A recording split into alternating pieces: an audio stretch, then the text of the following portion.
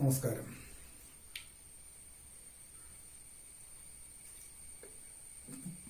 കഴിഞ്ഞ ക്ലാസിൻ്റെ വീഡിയോ എടുത്ത് ഞാൻ യൂട്യൂബിൽ അപ്ലോഡ് ചെയ്ത് നിങ്ങൾക്ക് നൽകിയിരുന്നു. കുറച്ച് പേര് അത് കണ്ടിട്ട് അഭിപ്രായങ്ങൾ പറയുകയുണ്ടായി. എന്നാൽ നല്ലൊരു ശതമാനം പേരും അതിനെക്കുറിച്ച് അഭിപ്രായമൊന്നും പറഞ്ഞില്ല. സംശയങ്ങൾ ചോദിച്ചവരുണ്ട്, മറ്റ് നിർദ്ദേശങ്ങൾ വെച്ചവരുണ്ട്, ഇതൊക്കെ ഉണ്ട്. എന്നാൽ കുറച്ചു പേർക്ക് യാതൊരു അഭിപ്രായമില്ല. അവർക്ക് പ്രത്യേകിച്ച് അഭിപ്രായമൊന്നും ഉണ്ടാവില്ല എന്ന് കരുതിക്കൊണ്ട് അടുത്ത ചാപ്റ്ററിലേക്ക് കടക്കുന്നു. നമുക്ക് രണ്ടാമത്തെ ചാപ്റ്ററിൽ പഠിക്കാനുള്ളത് ഇന്ത്യൻ ഭരണഘടനയിലെ അവകാശങ്ങൾ എന്നതിനെക്കുറിച്ചാണ്. ഞാൻ നേരത്തെ സൂചിപ്പിച്ചു, കഴിഞ്ഞ വീഡിയോയിൽ ഞാൻ സൂചിപ്പിച്ചു, പരീക്ഷയ്ക്ക് വേണ്ടി മാത്രമല്ല നമ്മുടെ പൊളിറ്റിക്കൽ സയൻസ് പഠിക്കുന്നത്. എങ്ങനെ ഒരു ഉത്തമ പൗരനാവാം, അതുവഴി സമൂഹത്തിന് നമുക്ക് എന്തൊക്കെ ചെയ്യാൻ കഴിയും, സമൂഹത്തിനെ നേരായ പാതയിലേക്ക് നയിക്കുന്നതിന് ഒരുപാട് കാര്യങ്ങൾ നമുക്ക് ചെയ്യാൻ കഴിയും. അതിനാവശ്യം വേണ്ടത് നമ്മുടെ രാജ്യത്തെക്കുറിച്ചും നമ്മുടെ രാജ്യത്ത് നിലനിൽക്കുന്ന രാഷ്ട്രീയ വ്യവസ്ഥിതിയെക്കുറിച്ചും ഭരണവ്യവസ്ഥയെക്കുറിച്ചും ഭരണഘടനയെക്കുറിച്ചും നമുക്കുള്ള അവകാശങ്ങളെക്കുറിച്ചും കടമകളെക്കുറിച്ചും ഒക്കെ ശരിയായ അറിവ് അല്ലെങ്കിൽ അവബോധം ഉണ്ടാകുമ്പോഴാണ്. വളരെ വ്യക്തമായി നമ്മൾ മനസ്സിലാക്കിയിരിക്കേണ്ട, അറിഞ്ഞിരിക്കേണ്ട, ജീവിതത്തിൽ അറിഞ്ഞിരിക്കേണ്ട കുറെ കാര്യങ്ങളാണ് നമ്മൾ ഈ ചാപ്റ്ററിൽ പഠിക്കുന്നത്. ഇന്ത്യൻ ഭരണഘടനയിൽ പറഞ്ഞിരിക്കുന്ന അവകാശങ്ങൾ. ഇന്ത്യൻ ഭരണഘടന പൗരന്മാർക്ക് കുറേയേറെ അവകാശങ്ങൾ നൽകുന്നുണ്ട്. എന്താണ് ഈ അവകാശങ്ങളുടെ പ്രാധാന്യം? അവകാശങ്ങൾ ജന്മന കുറേയേറെ നമുക്ക് ലഭിച്ചിട്ടുണ്ട്. ജന്മന ലഭിച്ച അവകാശങ്ങൾ സംരക്ഷിക്കപ്പെടുന്നതിന് വേണ്ടിയിട്ടാണ് പിന്നീട് രാഷ്ട്രവും ഗവൺമെന്റും ഭരണഘടനയും എല്ലാം തന്നെ ഉണ്ടായിട്ടുള്ളത്. അപ്പം അതുകൊണ്ട് തന്നെ ഒരു വ്യക്തിക്ക് അവകാശങ്ങൾ അനിവാര്യമാണ്. അതുകൊണ്ടാണ് ഇത്രമാത്രം പ്രാധാന്യം കൊടുത്ത് ഏതൊരു രാജ്യത്തിന്റെയും ഭരണഘടനയിൽ ആ രാജ്യത്തിലെ പൗരന്മാരുടെ അല്ലെങ്കിൽ വ്യക്തികളുടെ അവകാശങ്ങളെക്കുറിച്ച് വളരെ സ്പഷ്ടമായി പ്രതിപാദിക്കുന്നത്. എന്താണ് അവകാശങ്ങളുടെ പ്രാധാന്യം? അവകാശങ്ങളുടെ പ്രാധാന്യത്തെക്കുറിച്ച് പറയുമ്പോൾ രണ്ടു മൂന്ന് കാര്യങ്ങൾ. ഒന്നാമത്തെ, നമ്മളൊരു ചെറു ചോദ്യവും ഉത്തരവുമായിട്ടാണ് കാര്യങ്ങൾ പഠിക്കുന്നത്. എന്താണ് അവകാശം? ഒരു വ്യക്തിക്ക്, ലളിതമായ ഭാഷയിൽ പറഞ്ഞാൽ, ഒരു വ്യക്തിക്ക് ഒരു സമൂഹത്തിൽ, ഒരു രാഷ്ട്രത്തിൽ മാന്യമായി ജീവിക്കുന്നതിന് ആവശ്യമായ സാഹചര്യങ്ങളെയാണ് നമുക്ക് അവകാശങ്ങൾ എന്ന് വിളിക്കാവുന്നത് അല്ലെങ്കിൽ പറയാവുന്നത്. അതായത് ഒരു വ്യക്തിക്ക് അവന്റെ വ്യക്തിത്വത്തെ ഹനിക്കാതെ,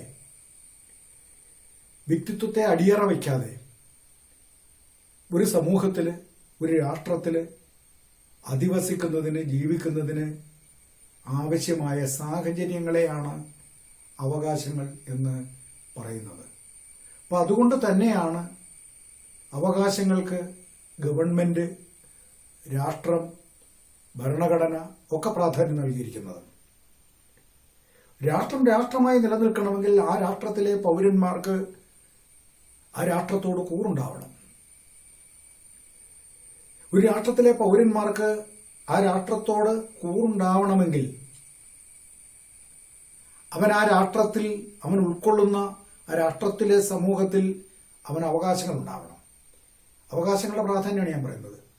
ഒന്ന്, വ്യക്തിക്ക് രാഷ്ട്രത്തോട് കൂറുണ്ടാവണം.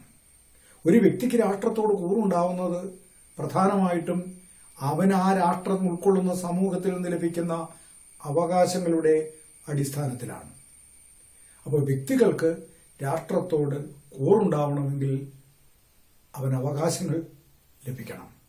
രണ്ടാമതായി, അവന്റെ അവകാശങ്ങൾ പൂർണ്ണമായി പ്രകടിപ്പിക്കണമെങ്കിൽ, അവന്റെ ആവശ്യങ്ങൾ പൂർണ്ണമായി പ്രകടിപ്പിക്കണമെങ്കിൽ അവന് അവകാശങ്ങൾ ഉണ്ടാവണം.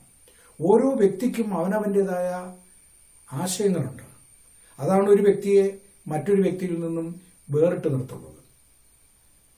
അപ്പോൾ ഒരു വ്യക്തിക്ക് അവൻ അധിവസിക്കുന്ന രാഷ്ട്രത്തിൽ അവന്റെ ആശയങ്ങൾ പൂർണ്ണമായി പ്രകടിപ്പിക്കുന്നതിനുള്ള അവസരമുണ്ടാവണം. അതവന്റെ അവകാശമാണ്. അല്ലാത്തിടത്തോളം അതുകൂടാതെ ഏതൊരു പ്രശ്നത്തിലും ഭയം കൂടാതെ സമൂഹത്തിൽ ഇടപെടാൻ അവൻ അവകാശങ്ങൾ കൂടിയേ തീരൂ. അവകാശങ്ങളില്ലെങ്കിൽ അവന് സമൂഹത്തിൽ, അല്ലെങ്കിൽ അവകാശത്തിന്റെ സംരക്ഷണം അവന് ലഭിക്കുന്നില്ലെങ്കിൽ സമൂഹത്തിലെ പ്രശ്നങ്ങളിൽ അവന് യഥേഷ്ടം ഇടപെടാൻ കഴിയില്ല. കൂടുതൽ മെച്ചപ്പെട്ട സംസ്കാരത്തിലേക്ക്, കൂടുതൽ മെച്ചപ്പെട്ട അവസ്ഥയിലേക്ക് മനുഷ്യൻ പോയത് അവന്റെ സമൂഹവുമായിട്ടുള്ള ഇടപെടലിന്റെ ഭാഗമായിട്ടാണ്, സമൂഹത്തിലുള്ള അവന്റെ ഇന്ററാക്ഷന്റെ ഫലമായിട്ടാണ്. ഒരു വ്യക്തി സമൂഹത്തിൽ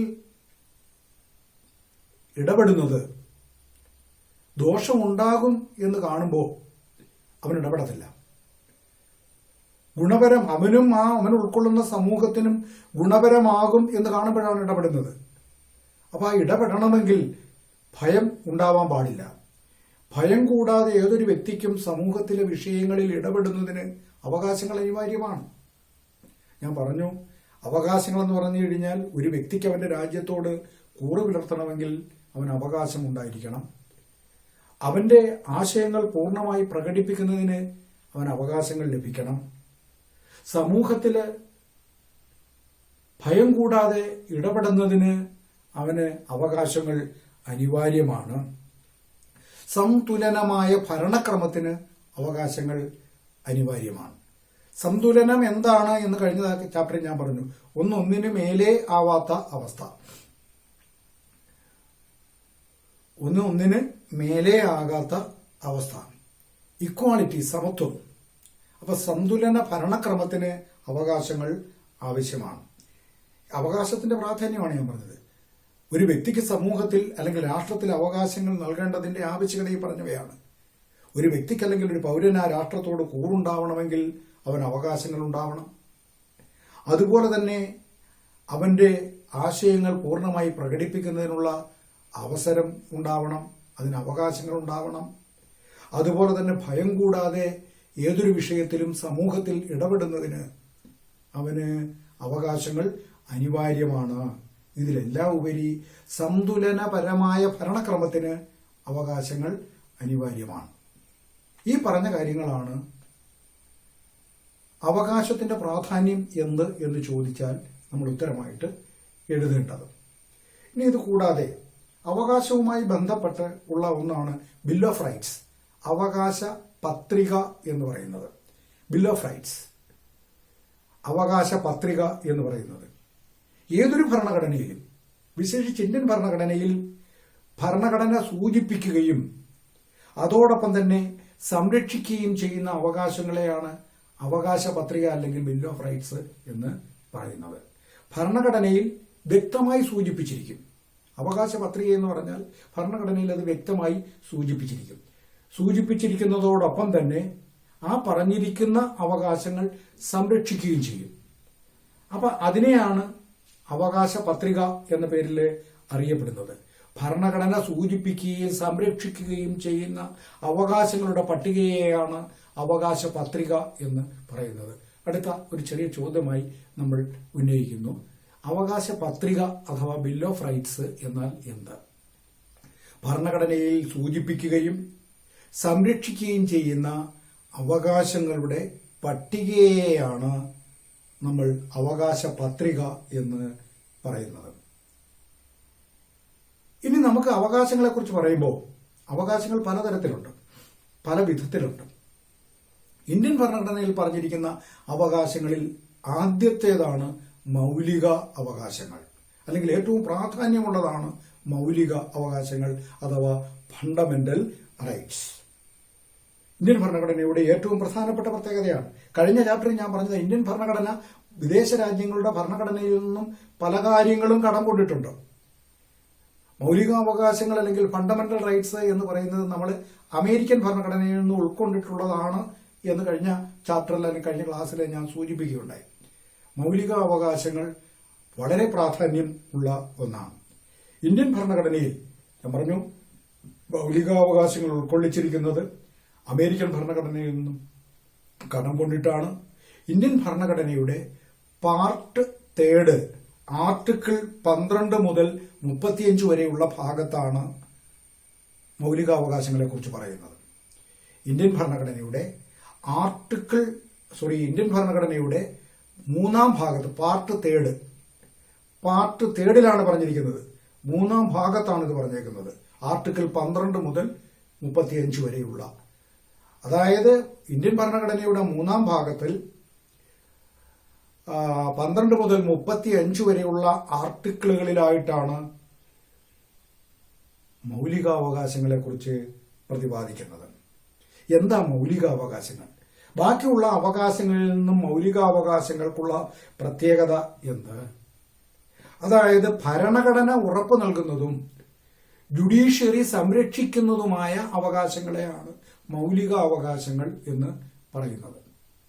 ഒരു രാജ്യത്തെ ഭരണഘടന ഉറപ്പു നൽകുന്നതും നീതിന്യായ വിഭാഗം അഥവാ ജുഡീഷ്യറി സംരക്ഷിക്കുന്നതുമായ അവകാശങ്ങളെയാണ് മൗലികാവകാശങ്ങൾ എന്ന് പറയുന്നത്. ധാരാളം അവകാശങ്ങളുണ്ട്, പക്ഷേ എല്ലാം ഒന്നും മൗലികാവകാശങ്ങളുടെ പട്ടികയിൽ പെടുന്നതല്ല. കൃത്യമായി ഭരണഘടനയിൽ രേഖപ്പെടുത്തിയിരിക്കും, ഭരണഘടനയിൽ ഉറപ്പ് നൽകിയിരിക്കും, ആ അവകാശങ്ങൾ നമുക്ക് ലഭിക്കും എന്ന് ഉറപ്പ് നൽകിയിരിക്കും. ആ ഉറപ്പ് ലംഘിക്കപ്പെട്ടാൽ നമുക്ക് നീതിന്യായ വിഭാഗത്തെ സമീപിച്ച് കോടതിയെ സമീപിച്ച് അത് നേടിയെടുക്കാൻ കഴിയും. അത്തരത്തിലുള്ള അവകാശങ്ങളെയാണ് മൗലിക അവകാശങ്ങൾ എന്ന് പറയുന്നത് അല്ലെങ്കിൽ വിളിക്കുന്നത്. അപ്പോൾ അടുത്തൊരു ചോദ്യം നമ്മൾ ഇങ്ങനെ കണ്ടെത്തുന്നു: മൗലിക അവകാശങ്ങൾ എന്നാൽ എന്ത്? ഭരണഘടന ഉറപ്പു നൽകുന്നതും ജുഡീഷ്യറി അഥവാ നീതിന്യായ വിഭാഗം സംരക്ഷിക്കുന്നതുമായ അവകാശങ്ങളെയാണ് മൗലിക അവകാശങ്ങൾ അഥവാ ഫണ്ടമെന്റൽ റൈറ്റ്സ് എന്ന് വിളിക്കുന്നത്. ഇത് ആദ്യം നിർദ്ദേശിച്ചത് ഇന്ത്യൻ ഭരണഘടനയിൽ ഇത്തരത്തിൽ ഉള്ള ഒരു നിർദ്ദേശം ആദ്യം നൽകിയത് 1928 നെഹ്റു കമ്മിറ്റിയാണ്. നമ്മുടെ ഭരണഘടനയിൽ ഇത്തരം ഒരു, അതായത് ഭാവിയിൽ വരാൻ പോകുന്ന ഭരണഘടനയിൽ എന്തൊക്കെ കാര്യങ്ങൾ വേണം എന്നുള്ളതിനെ കുറിച്ചുള്ള ചർച്ചകളുടെ പ്രാരംഭ പ്രവർത്തനങ്ങൾ വളരെ നേരത്തെ തുടങ്ങിയിരുന്നതായിരുന്നു. 1928 നെഹ്റു കമ്മിറ്റി ശുപാർശ ചെയ്തതാണ് ഭാവിയിൽ ഇന്ത്യൻ ഭരണഘടനയിൽ മൗലികാവകാശങ്ങൾ ഉൾക്കൊള്ളിക്കണം എന്നത്. അപ്പോൾ മൗലികാവകാശങ്ങളെ കുറിച്ചുള്ള നിർദ്ദേശം ആദ്യമായി മുന്നോട്ട് വെച്ചത് 1928 നെഹ്റു കമ്മിറ്റിയാണ്. എന്തിനാണ് ഇന്ത്യൻ ഭരണഘടനയിൽ ഇത്തരം മൗലികാവകാശങ്ങൾ ഉൾക്കൊള്ളിച്ചത്? മൗലികാവകാശങ്ങളുടെ ലക്ഷ്യങ്ങൾ എന്തൊക്കെയാണ്? ഇത് ഭരണഘടനയിൽ ഉൾക്കൊള്ളിച്ചതിന്റെ പ്രധാനപ്പെട്ട ഉദ്ദേശങ്ങൾ എന്താണ്? ചില പ്രധാനപ്പെട്ട ഉദ്ദേശങ്ങളോടെയാണ്. ഒന്ന്, ഗവൺമെന്റിന്റെ സ്വേച്ഛാധിപത്യപരമായ പ്രവർത്തനങ്ങളെ നിയന്ത്രിക്കുക. രണ്ടാം ലോകമഹായുദ്ധാനന്തരം ലോകത്ത് നിരവധി രാജ്യങ്ങൾ സ്വാതന്ത്ര്യം നേടിയപ്പോൾ ആ സ്വാതന്ത്ര്യം നേടിയ ഒട്ടുമിക്ക രാജ്യങ്ങളിലും സ്വേച്ഛാധിപത്യ ഭരണ വ്യവസ്ഥയാണ് നിലവിൽ വന്നത്. അപ്പൊ അത്തരത്തിലുള്ള സ്വേച്ഛാധിപത്യ ഭരണ വ്യവസ്ഥയിൽ നിന്നും നമ്മുടെ രാജ്യത്തെ രക്ഷിക്കുന്നതിന് വേണ്ടി രാഷ്ട്ര നേതാക്കന്മാര് ആലോചിച്ച് ബോധപൂർവം ഉൾപ്പെടുത്തിയതാണ് മൗലികാവകാശങ്ങൾ. ഭരണകൂടത്തിന്റെ അല്ലെങ്കിൽ ഗവൺമെന്റിന്റെ ഏകാധിപത്യ പ്രവർത്തനങ്ങളെ ചെറുക്കുക, ഭരണകൂടത്തിന്റെ ഏകാധിപത്യ പ്രവർത്തനങ്ങളെ നിയന്ത്രിക്കുക. അതിനാണ് മൗലികാവകാശങ്ങൾ ഇന്ത്യൻ ഭരണഘടനയിൽ ഉൾക്കൊള്ളിച്ചത്. ഇതിനുവേണ്ടി മാത്രമല്ല, ഗവൺമെന്റ് സ്വകാര്യ പൗരന്മാരുടെ അവകാശങ്ങൾ നിഷേധിക്കുക. സ്വകാര്യ പൗരന്മാരുടെ അവകാശങ്ങൾ ആര് നിഷേധിക്കുന്നുവോ ആ നിഷേധം ഉണ്ടാവാതിരിക്കാൻ, അവരുടെ അവകാശങ്ങൾ നിലനിൽക്കാൻ അനിവാര്യമായതാണ് മൗലിക അവകാശങ്ങൾ എന്ന് കണ്ടു. അപ്പോൾ ഇന്ത്യൻ ഭരണഘടനയിൽ മൗലികാവകാശം ഉൾക്കൊള്ളിച്ചതിന്റെ പ്രധാനപ്പെട്ട ലക്ഷ്യങ്ങൾ: ഒന്ന് ഗവൺമെന്റിന്റെ സ്വേച്ഛാധിപത്യപരമായ പ്രവർത്തനങ്ങളെ നിയന്ത്രിക്കുക എന്നതും, രണ്ടാമത്തേത് സ്വകാര്യ പൗരന്മാരുടെ അവകാശങ്ങൾ നിഷേധിക്കുന്ന കാര്യത്തിൽ നിന്നും അവനെ ഒഴിവാക്കുക എന്നതും. വ്യക്തിയുടെ അവകാശങ്ങൾ ഒരിക്കലും നിഷേധിക്കാൻ പാടുള്ളതല്ല. റൈറ്റ്സ് വളരെ ഇമ്പോർട്ടന്റ് ആണ്. ഒരു സൊസൈറ്റിയിൽ അല്ലെങ്കിൽ ഒരു സമൂഹത്തിൽ നിലനിൽക്കണമെങ്കിൽ, ഒരു രാഷ്ട്രത്തിൽ നിലനിൽക്കണമെങ്കിൽ അവകാശങ്ങൾ വളരെ പ്രധാനപ്പെട്ടതാണ്. അതുപോലെ തന്നെ വ്യക്തികളുടെയും ന്യൂനപക്ഷങ്ങളുടെയും ഒക്കെ അവകാശങ്ങൾ സംരക്ഷിക്കുക. ഇന്ത്യൻ ഭരണഘടനയിൽ മൌലികാവകാശങ്ങളിലെ ഫണ്ടമെന്റൽ റൈറ്റ്സ് കൂട്ടിച്ചേർത്തതിന്റെ ഒരു പ്രധാനപ്പെട്ട ലക്ഷ്യം കൂടിയുണ്ട്. വ്യക്തികളുടെയും ന്യൂനപക്ഷങ്ങളുടെയും അവകാശങ്ങളെ സംരക്ഷിക്കുക. അതുപോലെ തന്നെ വ്യക്തിത്വ വികസനം ഉറപ്പുവരുത്തുക. ഓരോ വ്യക്തിയുടെയും വ്യക്തിത്വ വികസനം ഉറപ്പുവരുത്തുക. ജനാധിപത്യത്തെ വിജയത്തിലേക്ക് എത്തിക്കുക. നമ്മൾ സ്വാതന്ത്ര്യാനന്തരം സ്വീകരിച്ച മാതൃക ജനാധിപത്യ ഭരണക്രമമാണ്. ആ ജനാധിപത്യത്തിന്റെ വിജയം ഉറപ്പുവരുത്തുക. ഇത്തരം ലക്ഷ്യങ്ങളായിരുന്നു ഇന്ത്യൻ ഭരണഘടനയിൽ മൌലികാവകാശങ്ങൾ ഉൾക്കൊള്ളിച്ചതിലൂടെ രാഷ്ട്ര നേതാക്കന്മാര്, ഞാൻ പറഞ്ഞു, ഒന്ന് മൌലികാവകാശങ്ങൾ ഭരണഘടനയിൽ ഉൾക്കൊള്ളിച്ചതിന്റെ പ്രധാനപ്പെട്ട ലക്ഷ്യം അല്ലെങ്കിൽ മൌലികാവകാശങ്ങളുടെ പ്രാധാന്യം ഗവൺമെന്റിന്റെ സ്വേച്ഛാധിപത്യപരമായ പ്രവർത്തനങ്ങൾക്ക് നിയന്ത്രണം ഏർപ്പെടുത്തുക. അതായത് പൗരന്മാരുടെ താൽപര്യങ്ങൾക്ക് വിഘാതമായ പ്രവർത്തനങ്ങൾ ഗവൺമെന്റ് നടത്താൻ പാടില്ല. രണ്ട്, സ്വകാര്യ വ്യക്തികളുടെ അവകാശ നിഷേധം. ഒരു വ്യക്തി വ്യക്തിയുടെ മേൽ സ്വാധീനം ഉപയോഗിച്ച അവകാശങ്ങൾ, മറ്റൊരുവന്റെ അവകാശങ്ങൾ നിഷേധിക്കുന്നതിനുള്ള സാഹചര്യങ്ങൾ ഉണ്ടാവും. അത് ഒഴിവാക്കുക. അതോടൊപ്പം തന്നെ വ്യക്തികളുടെയും ന്യൂനപക്ഷങ്ങളുടെയും സംരക്ഷണം ഉറപ്പുവരുത്തുക. എല്ലാ വ്യക്തികൾക്കും അവരവരുടേതായ അവകാശങ്ങളും അധികാരങ്ങളും ഉണ്ട്. അപ്പോൾ അത് ഏത് ഭൂരിപക്ഷമായാലും ന്യൂനപക്ഷമായാലും വ്യക്തികളായാലും സമൂഹമായാലും, അപ്പോൾ അവയൊക്കെ സംരക്ഷിക്കപ്പെടണമെങ്കിൽ വ്യക്തികൾക്ക് മൗലിക അവകാശങ്ങൾ അനിവാര്യമാണ് എന്ന് കണ്ടാണ് ഭരണഘടനയിൽ അത് ഉൾക്കൊള്ളിച്ചത്. അത് മാത്രം പോരാ, വ്യക്തിത്വ വികസനം ഉണ്ടാവണം. ഒരു സമൂഹം വികസിക്കണമെങ്കിൽ ആ സമൂഹത്തിലുള്ള വ്യക്തിയുടെ വ്യക്തിത്വം വികസിക്കണം. വ്യക്തിത്വ വികാസത്തിന് ഒരു വ്യക്തിക്ക് അനിവാര്യമായതാണ്, ഞാൻ മുമ്പേ പറഞ്ഞു, അവകാശങ്ങളെന്ന് പറഞ്ഞു കഴിഞ്ഞാൽ ഒരു വ്യക്തിക്ക് അവന്റെ സമൂഹത്തിൽ ജീവിക്കുന്നതിന് അനുയോജ്യമായ സാഹചര്യം സൃഷ്ടിക്കലാണ് അവകാശങ്ങൾ എന്ന് പറയുന്നത്.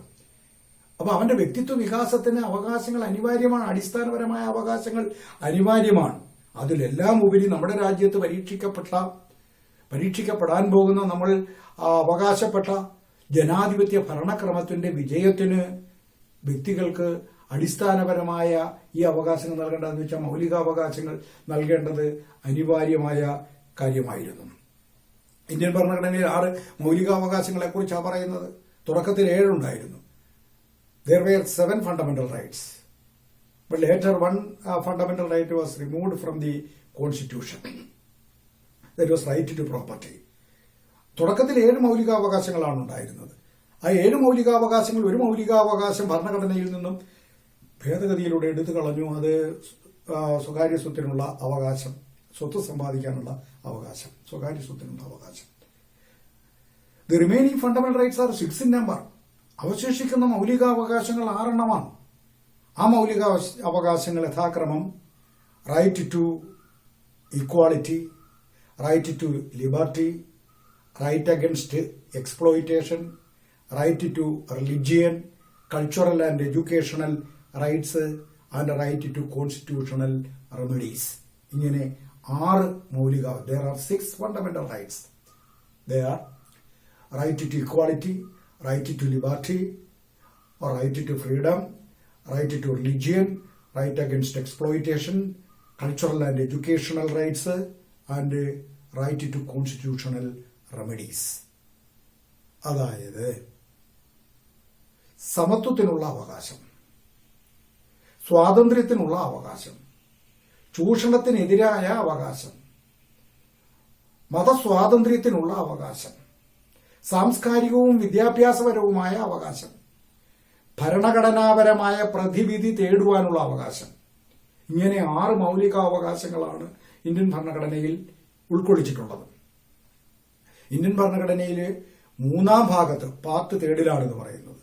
ആർട്ടിക്കിൾ 12 to 35 ഇന്ത്യൻ ഭരണഘടനയുടെ മൂന്നാം ഭാഗത്തിൽ 12ാം ആർട്ടിക്കിൾ മുതൽ 35ാം ആർട്ടിക്കിൾ വരെയുള്ള ഭാഗത്താണ് ഇതിനെക്കുറിച്ച് പറയുന്നത്. ഈ 6 മൗലികാവകാശങ്ങളെ കുറിച്ച് പറയുന്നത്. ഇതിലൊന്ന് സമത്വത്തിനുള്ള അവകാശം, സമത്വത്തിനുള്ള അവകാശം, സ്വാതന്ത്ര്യത്തിനുള്ള അവകാശം, ചൂഷണത്തിനെതിരായ അവകാശം, മതസ്വാതന്ത്ര്യത്തിനുള്ള അവകാശം, സാംസ്കാരികവും വിദ്യാഭ്യാസപരവുമായ അവകാശം, ഭരണഘടനാപരമായ പ്രതിവിധി തേടുവാനുള്ള അവകാശം. ഇത്തരത്തിൽ 6 മൗലികാവകാശങ്ങളാണ് ഇന്ത്യൻ ഭരണഘടനയിൽ ഉൾക്കൊള്ളിച്ചിട്ടുള്ളത്. ഈ 6 മൗലിക അവകാശങ്ങൾ ഓരോന്നും നമുക്കൊന്ന് പരിശോധിച്ചു നോക്കാം. ഇതിൽ ഒന്നാമത്തതാണ് റൈറ്റ് ടു ഇക്വാളിറ്റി, സമത്വത്തിനുള്ള അവകാശം.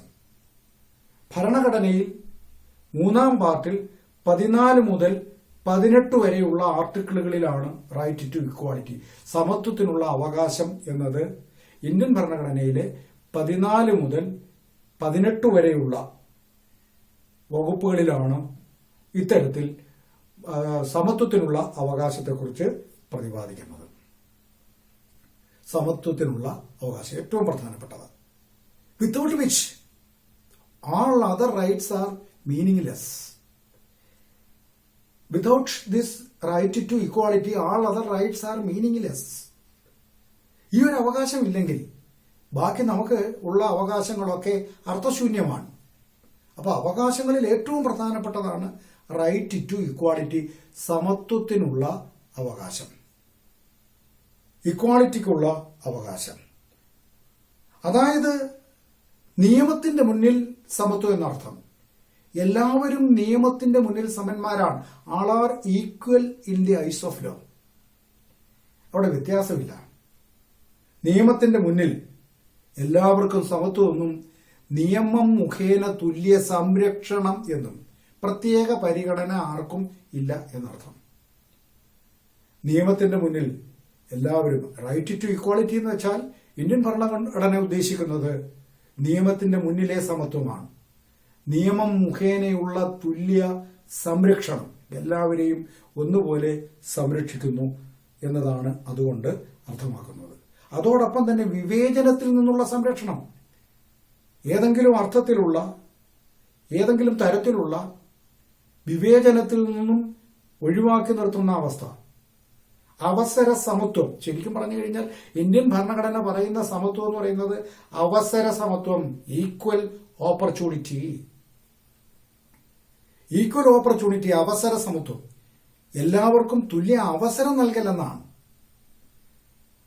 പലപ്പോഴും ഇത് പറയുമ്പോൾ, അത് പിന്നീട് നമ്മളിൽ വരുന്ന ചാപ്റ്ററുകളിൽ പഠിക്കും, ഇത് പറയുമ്പോൾ നമുക്ക് ചില സംശയങ്ങൾ ഉണ്ടായേക്കാം. എല്ലാവരെയും തുല്യരായി കാണുകയും തുല്യമായി പരിഗണിക്കുകയും ചെയ്യുന്ന അവസ്ഥ എന്ന് നമ്മൾ പറയുമ്പോൾ തന്നെ നിയമത്തിന്റെ മുന്നിൽ സംരക്ഷണത്തിലും നിയമപരമായ പരിഗണനയിലുമാണ് സമത്വം. അവസര സമത്വം, എല്ലാവർക്കും തുല്യ അവസരം കൊടുക്കുക.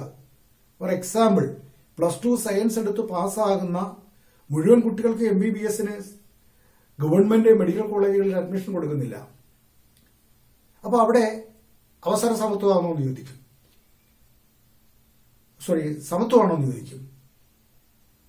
അവിടെ ആർക്കാ കൊടുക്കുന്നത്? എല്ലാവർക്കും സയൻസ് എടുത്ത് പഠിക്കുവാനും എല്ലാവർക്കും എൻട്രൻസ് എഴുതുവാനും അതുവഴി മുന്നിലെ റാങ്കിലെത്തുവാനും അവസരം കൊടുക്കുന്നു. അങ്ങനെ അവസരം കൊടുത്തിട്ട് ആ അവസരം ലഭിച്ച ആൾക്കാരിൽ മുന്നിലെത്തുന്നവർക്ക്, അപ്പൊ അവസര സമത്വം. ഓട്ട മത്സരത്തിൽ എല്ലാവർക്കും ഓടാൻ അവസരം കൊടുക്കുന്നു. എല്ലാവർക്കും ഓടാൻ, ഒരാൾക്ക് 1ാം സമ്മാനവും 2ാം സമ്മാനവും ഒക്കെ കൊടുക്കുമ്പോൾ എല്ലാവർക്കും ഓടാനുള്ള അവസരം കൊടുക്കുന്നു. അപ്പൊ അവസരത്തിന്റെ കാര്യത്തിൽ എല്ലാവർക്കും, ഇപ്പോ ഗവൺമെന്റ് സർവീസിലേക്ക് റിക്രൂട്ട്മെന്റ് നടത്തുമ്പോൾ മത്സര പരീക്ഷ നടത്തിയാണ് എടുക്കുന്നത്. ആ മത്സര പരീക്ഷ നടത്തി എടുക്കുമ്പോൾ അവിടെ നടക്കുന്നത് അവസര സമത്വമാണ്.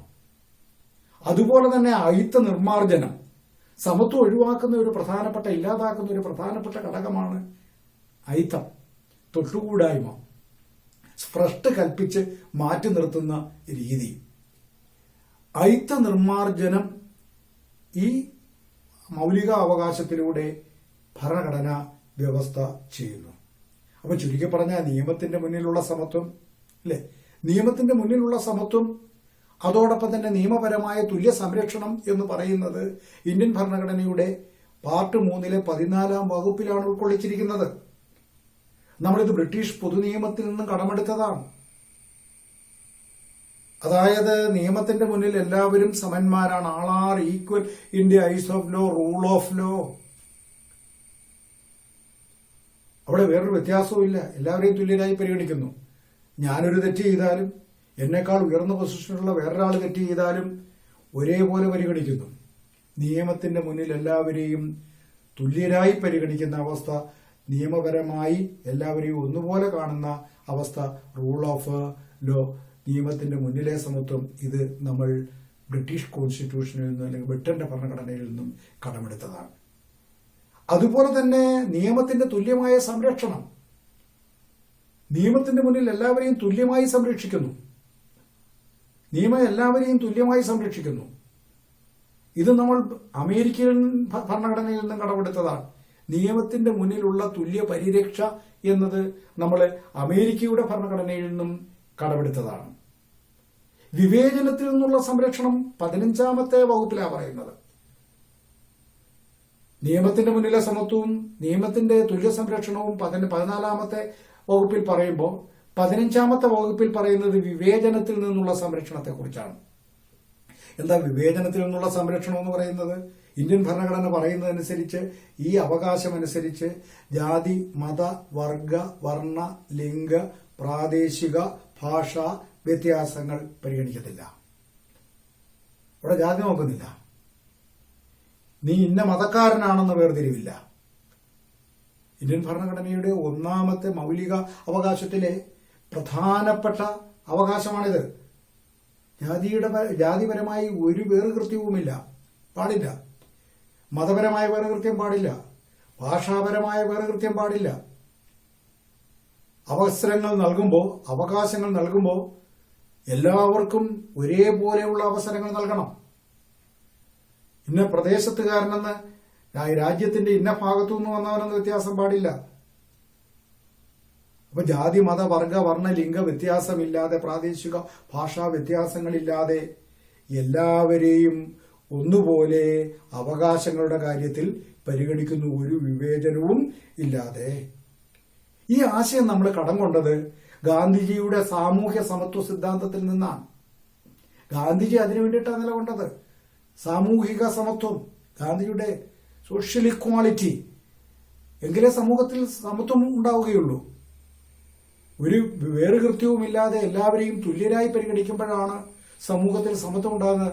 ഗാന്ധിജിയുടെ സാമൂഹ്യ സമത്വം എന്ന സിദ്ധാന്തത്തിൽ നിന്നുമാണ് വിവേചനത്തിനെതിരായ സംരക്ഷണം എന്ന ആശയം ഇന്ത്യൻ ഭരണഘടനയിൽ ഉൾക്കൊള്ളിച്ചിരിക്കുന്നത്. സമത്വം എന്ന മൗലികാവകാശത്തിന്റെ പിരിവുകളാണ് ഈ പറയുന്നത്. മറ്റൊന്ന് അവസര സമത്വം. ഞാൻ മുമ്പേ സൂചിപ്പിച്ചു, എല്ലാവർക്കും തുല്യ അവസരം കൊടുക്കുക. ഉദാഹരണത്തിന് സർക്കാർ സർവീസിൽ ജോലിയുടെ കാര്യം ഞാൻ പറഞ്ഞു. എല്ലാവർക്കും തുല്യ അവസരം കൊടുക്കുക. 10ാം ക്ലാസ് പാസ്സായവരൊക്കെ അപേക്ഷിക്കാമെന്ന് പറയുമ്പോൾ 10ാം ക്ലാസ് പാസ്സായവരെല്ലാം അപേക്ഷിക്കുന്നു. എല്ലാവരും മത്സര പരീക്ഷയിൽ പങ്കെടുക്കുന്നു. അതിൽ സാമർഥ്യം തെളിയിക്കുന്നവരെ നിയമിക്കുന്നു. അവിടെ ഇന്ന ജാതിക്കാർ, ഇന്ന മതക്കാര്, ഇന്ന ഭാഷക്കാര്, ഇന്ന ദേശക്കാര് എന്ന വേറുകൃത്യം ഇല്ല. ആണെന്നോ പെണ്ണെന്നോ വ്യത്യാസമില്ല. അത്തരത്തിൽ അവസര സമത്വം ഉറപ്പുവരുത്തുന്നു. അങ്ങനെ പറയുമ്പോൾ തന്നെ ഭരണഘടന വേറൊരു കാര്യം പറയുന്നുണ്ട്. പട്ടികജാതി, പട്ടികവർഗങ്ങൾ, സാമൂഹ്യമായും വിദ്യാഭ്യാസപരവുമായി പിന്നോക്കം നിൽക്കുന്ന മറ്റു വിഭാഗങ്ങൾ, ഇവർക്ക് പലപ്പോഴും അവസരങ്ങൾ നിഷേധിക്കപ്പെടും. അപ്പൊ അതുകൊണ്ട് അവർക്ക് പ്രത്യേകമായി സംവരണം നൽകി അവരുടെ അവകാശങ്ങൾ കൂടി സംരക്ഷിക്കണമെന്നും ഇതിനകത്ത് പറയുന്നുണ്ട്. അവസര സമത്വം എന്ന് പറയുമ്പോൾ എല്ലാവർക്കും തുല്യ അവസരം നൽകുന്നതോടൊപ്പം തന്നെ പട്ടികജാതി, പട്ടികവർഗങ്ങൾക്കും സാമൂഹ്യപരമായും വിദ്യാഭ്യാസപരമായും പിന്നോക്കം നിൽക്കുന്നവർക്കും പ്രത്യേകം അവസരം നൽകണം എന്ന വ്യവസ്ഥ കൂടി നമ്മുടെ ഭരണഘടനയിൽ ഉൾക്കൊള്ളിച്ചിട്ടുണ്ട്. അയിത്ത നിർമ്മാർജ്ജനം ചെയ്യണമെന്ന് പറയുന്നുണ്ട് 17ാമത്തെ വകുപ്പിൽ. അയിത്ത നിർമ്മാർജ്ജനത്തെക്കുറിച്ച് പറയുന്നുണ്ട്. 1955 അയിത്ത നിർമ്മാർജ്ജന നിയമം, അതായത് അൺടച്ചബിലിറ്റി ഒഫൻസ് ആക്ട് 1955 അതനുസരിച്ച് എല്ലാ തരത്തിലുള്ള അയിത്തവും കുറ്റകരമാണ് എന്ന് ഭരണഘടന പറയുന്നു. എല്ലാവരും തുല്യരായി കാണുന്ന ഒരു സമീപനത്തിനെതിരാണ് ഇത്തരത്തിലുള്ള അയിത്താചരണം. അപ്പൊ അയിത്ത നിർമ്മാർജ്ജനം ഉണ്ടാവണം എന്ന ലക്ഷ്യത്തോടു കൂടി അതിനുള്ള വ്യവസ്ഥ ഇന്ത്യൻ ഭരണഘടനയിൽ ഉൾക്കൊള്ളിച്ചിരുന്നു. അതിന്റെ ഭാഗമായി 1955 അതിന്റെ ചൂട് പിടിച്ചുകൊണ്ട് അയിത്ത നിർമ്മാർജ്ജന നിയമം പാസാക്കുകയുണ്ടായി. അതുപോലെ തന്നെ ബഹുമതികൾ ഒഴിവാക്കൽ. അതുവരെ സ്വാതന്ത്ര്യത്തിന് മുമ്പ് പലതരത്തിലുള്ള ബഹുമതികൾ ഉണ്ടായിരുന്നു. ഉദാഹരണത്തിന് ബ്രിട്ടനിൽ നിലനിന്നിരുന്ന ബ്രിട്ടീഷുകാർ ഇത്തരത്തിലുള്ള ബഹുമതികൾ ഇവിടെ ഏർപ്പെടുത്തിയിരുന്നു. പല വിധത്തിലുള്ള ബഹുമതികൾ. അവിടെ പ്രഭു എന്ന് ലോർഡ് അല്ലെ, Lord Curzon, Lord William Bentinck അല്ലെ, ഇവരുടെയൊക്കെ പേരിന്റെ കൂട്ടത്തിൽ പ്രഭുക്കന്മാർ. അപ്പൊ ഇങ്ങനെയൊക്കെയുള്ള കുറെ ബഹുമതികളുണ്ട് സമൂഹത്തിൽ ഓരോരുത്തർക്കും. അത്തരത്തിലുള്ള ഒരു ബഹുമതികളും നമ്മുടെ രാജ്യത്ത് പാടില്ല എന്ന് ഭരണഘടന വ്യവസ്ഥ ചെയ്തു. അതായത് വിദ്യാഭ്യാസപരമായോ സൈനികപരമായോ സാംസ്കാരിക കലാപരമായിട്ടുള്ള മേഖലകൾ ഒഴികെ മറ്റൊരു മേഖലകളിലും ഇത്തരത്തിലുള്ള ബഹുമതികൾ നൽകാൻ പാടില്ല എന്ന് ഭരണഘടന വ്യവസ്ഥ ചെയ്തു. കാരണം അത് സമത്വത്തിനെതിരാണ്, സമത്വത്തിനെ അനുകൂലിക്കുന്ന രീതിയിലല്ല. പണ്ട് ജാതി വ്യവസ്ഥയുടെയും ചാതുർവർണ്ണയത്തിന്റെയും ഒക്കെ ദുരന്തങ്ങൾ ഏറെ അനുഭവിച്ച, ഇപ്പോഴും അതിന്റെ അവശിഷ്ടങ്ങൾ നമ്മുടെ സമൂഹത്തിൽ ഉണ്ട് എന്നത് യാഥാർത്ഥ്യമാണെങ്കിൽ തന്നെയും അത്തരത്തിലുള്ള അന്ന് പല പദവികളും നൽകിയിരുന്നു. പലരെയും പല വെളിപ്പേരുകളിലാണ് അറിയപ്പെട്ടിരുന്നത്.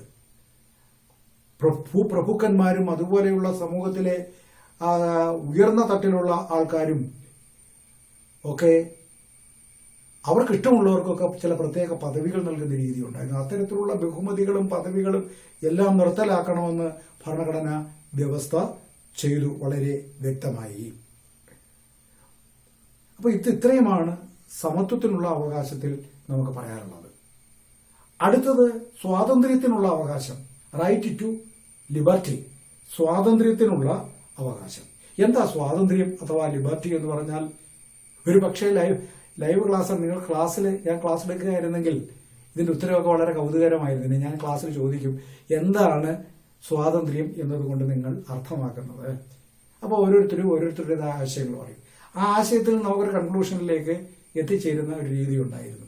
ഇവിടെ ഞാൻ തന്നെ പറഞ്ഞു പോവുക എന്നുള്ളതാണ്. ഇന്ററാക്ഷൻ ശരിക്കും ഉണ്ടാവുന്നില്ല. എങ്കിലും പറയാം, എന്താണ് സ്വാതന്ത്ര്യം എന്ന് പറഞ്ഞാൽ? ഒരു വ്യക്തിക്ക് അവന്റെ അവകാശങ്ങൾ നിറവേറ്റുന്നതിനാവശ്യമായ സാഹചര്യങ്ങളെയാണ് ഈ പറയുന്ന സ്വാതന്ത്ര്യം എന്ന് പറയുന്നത്.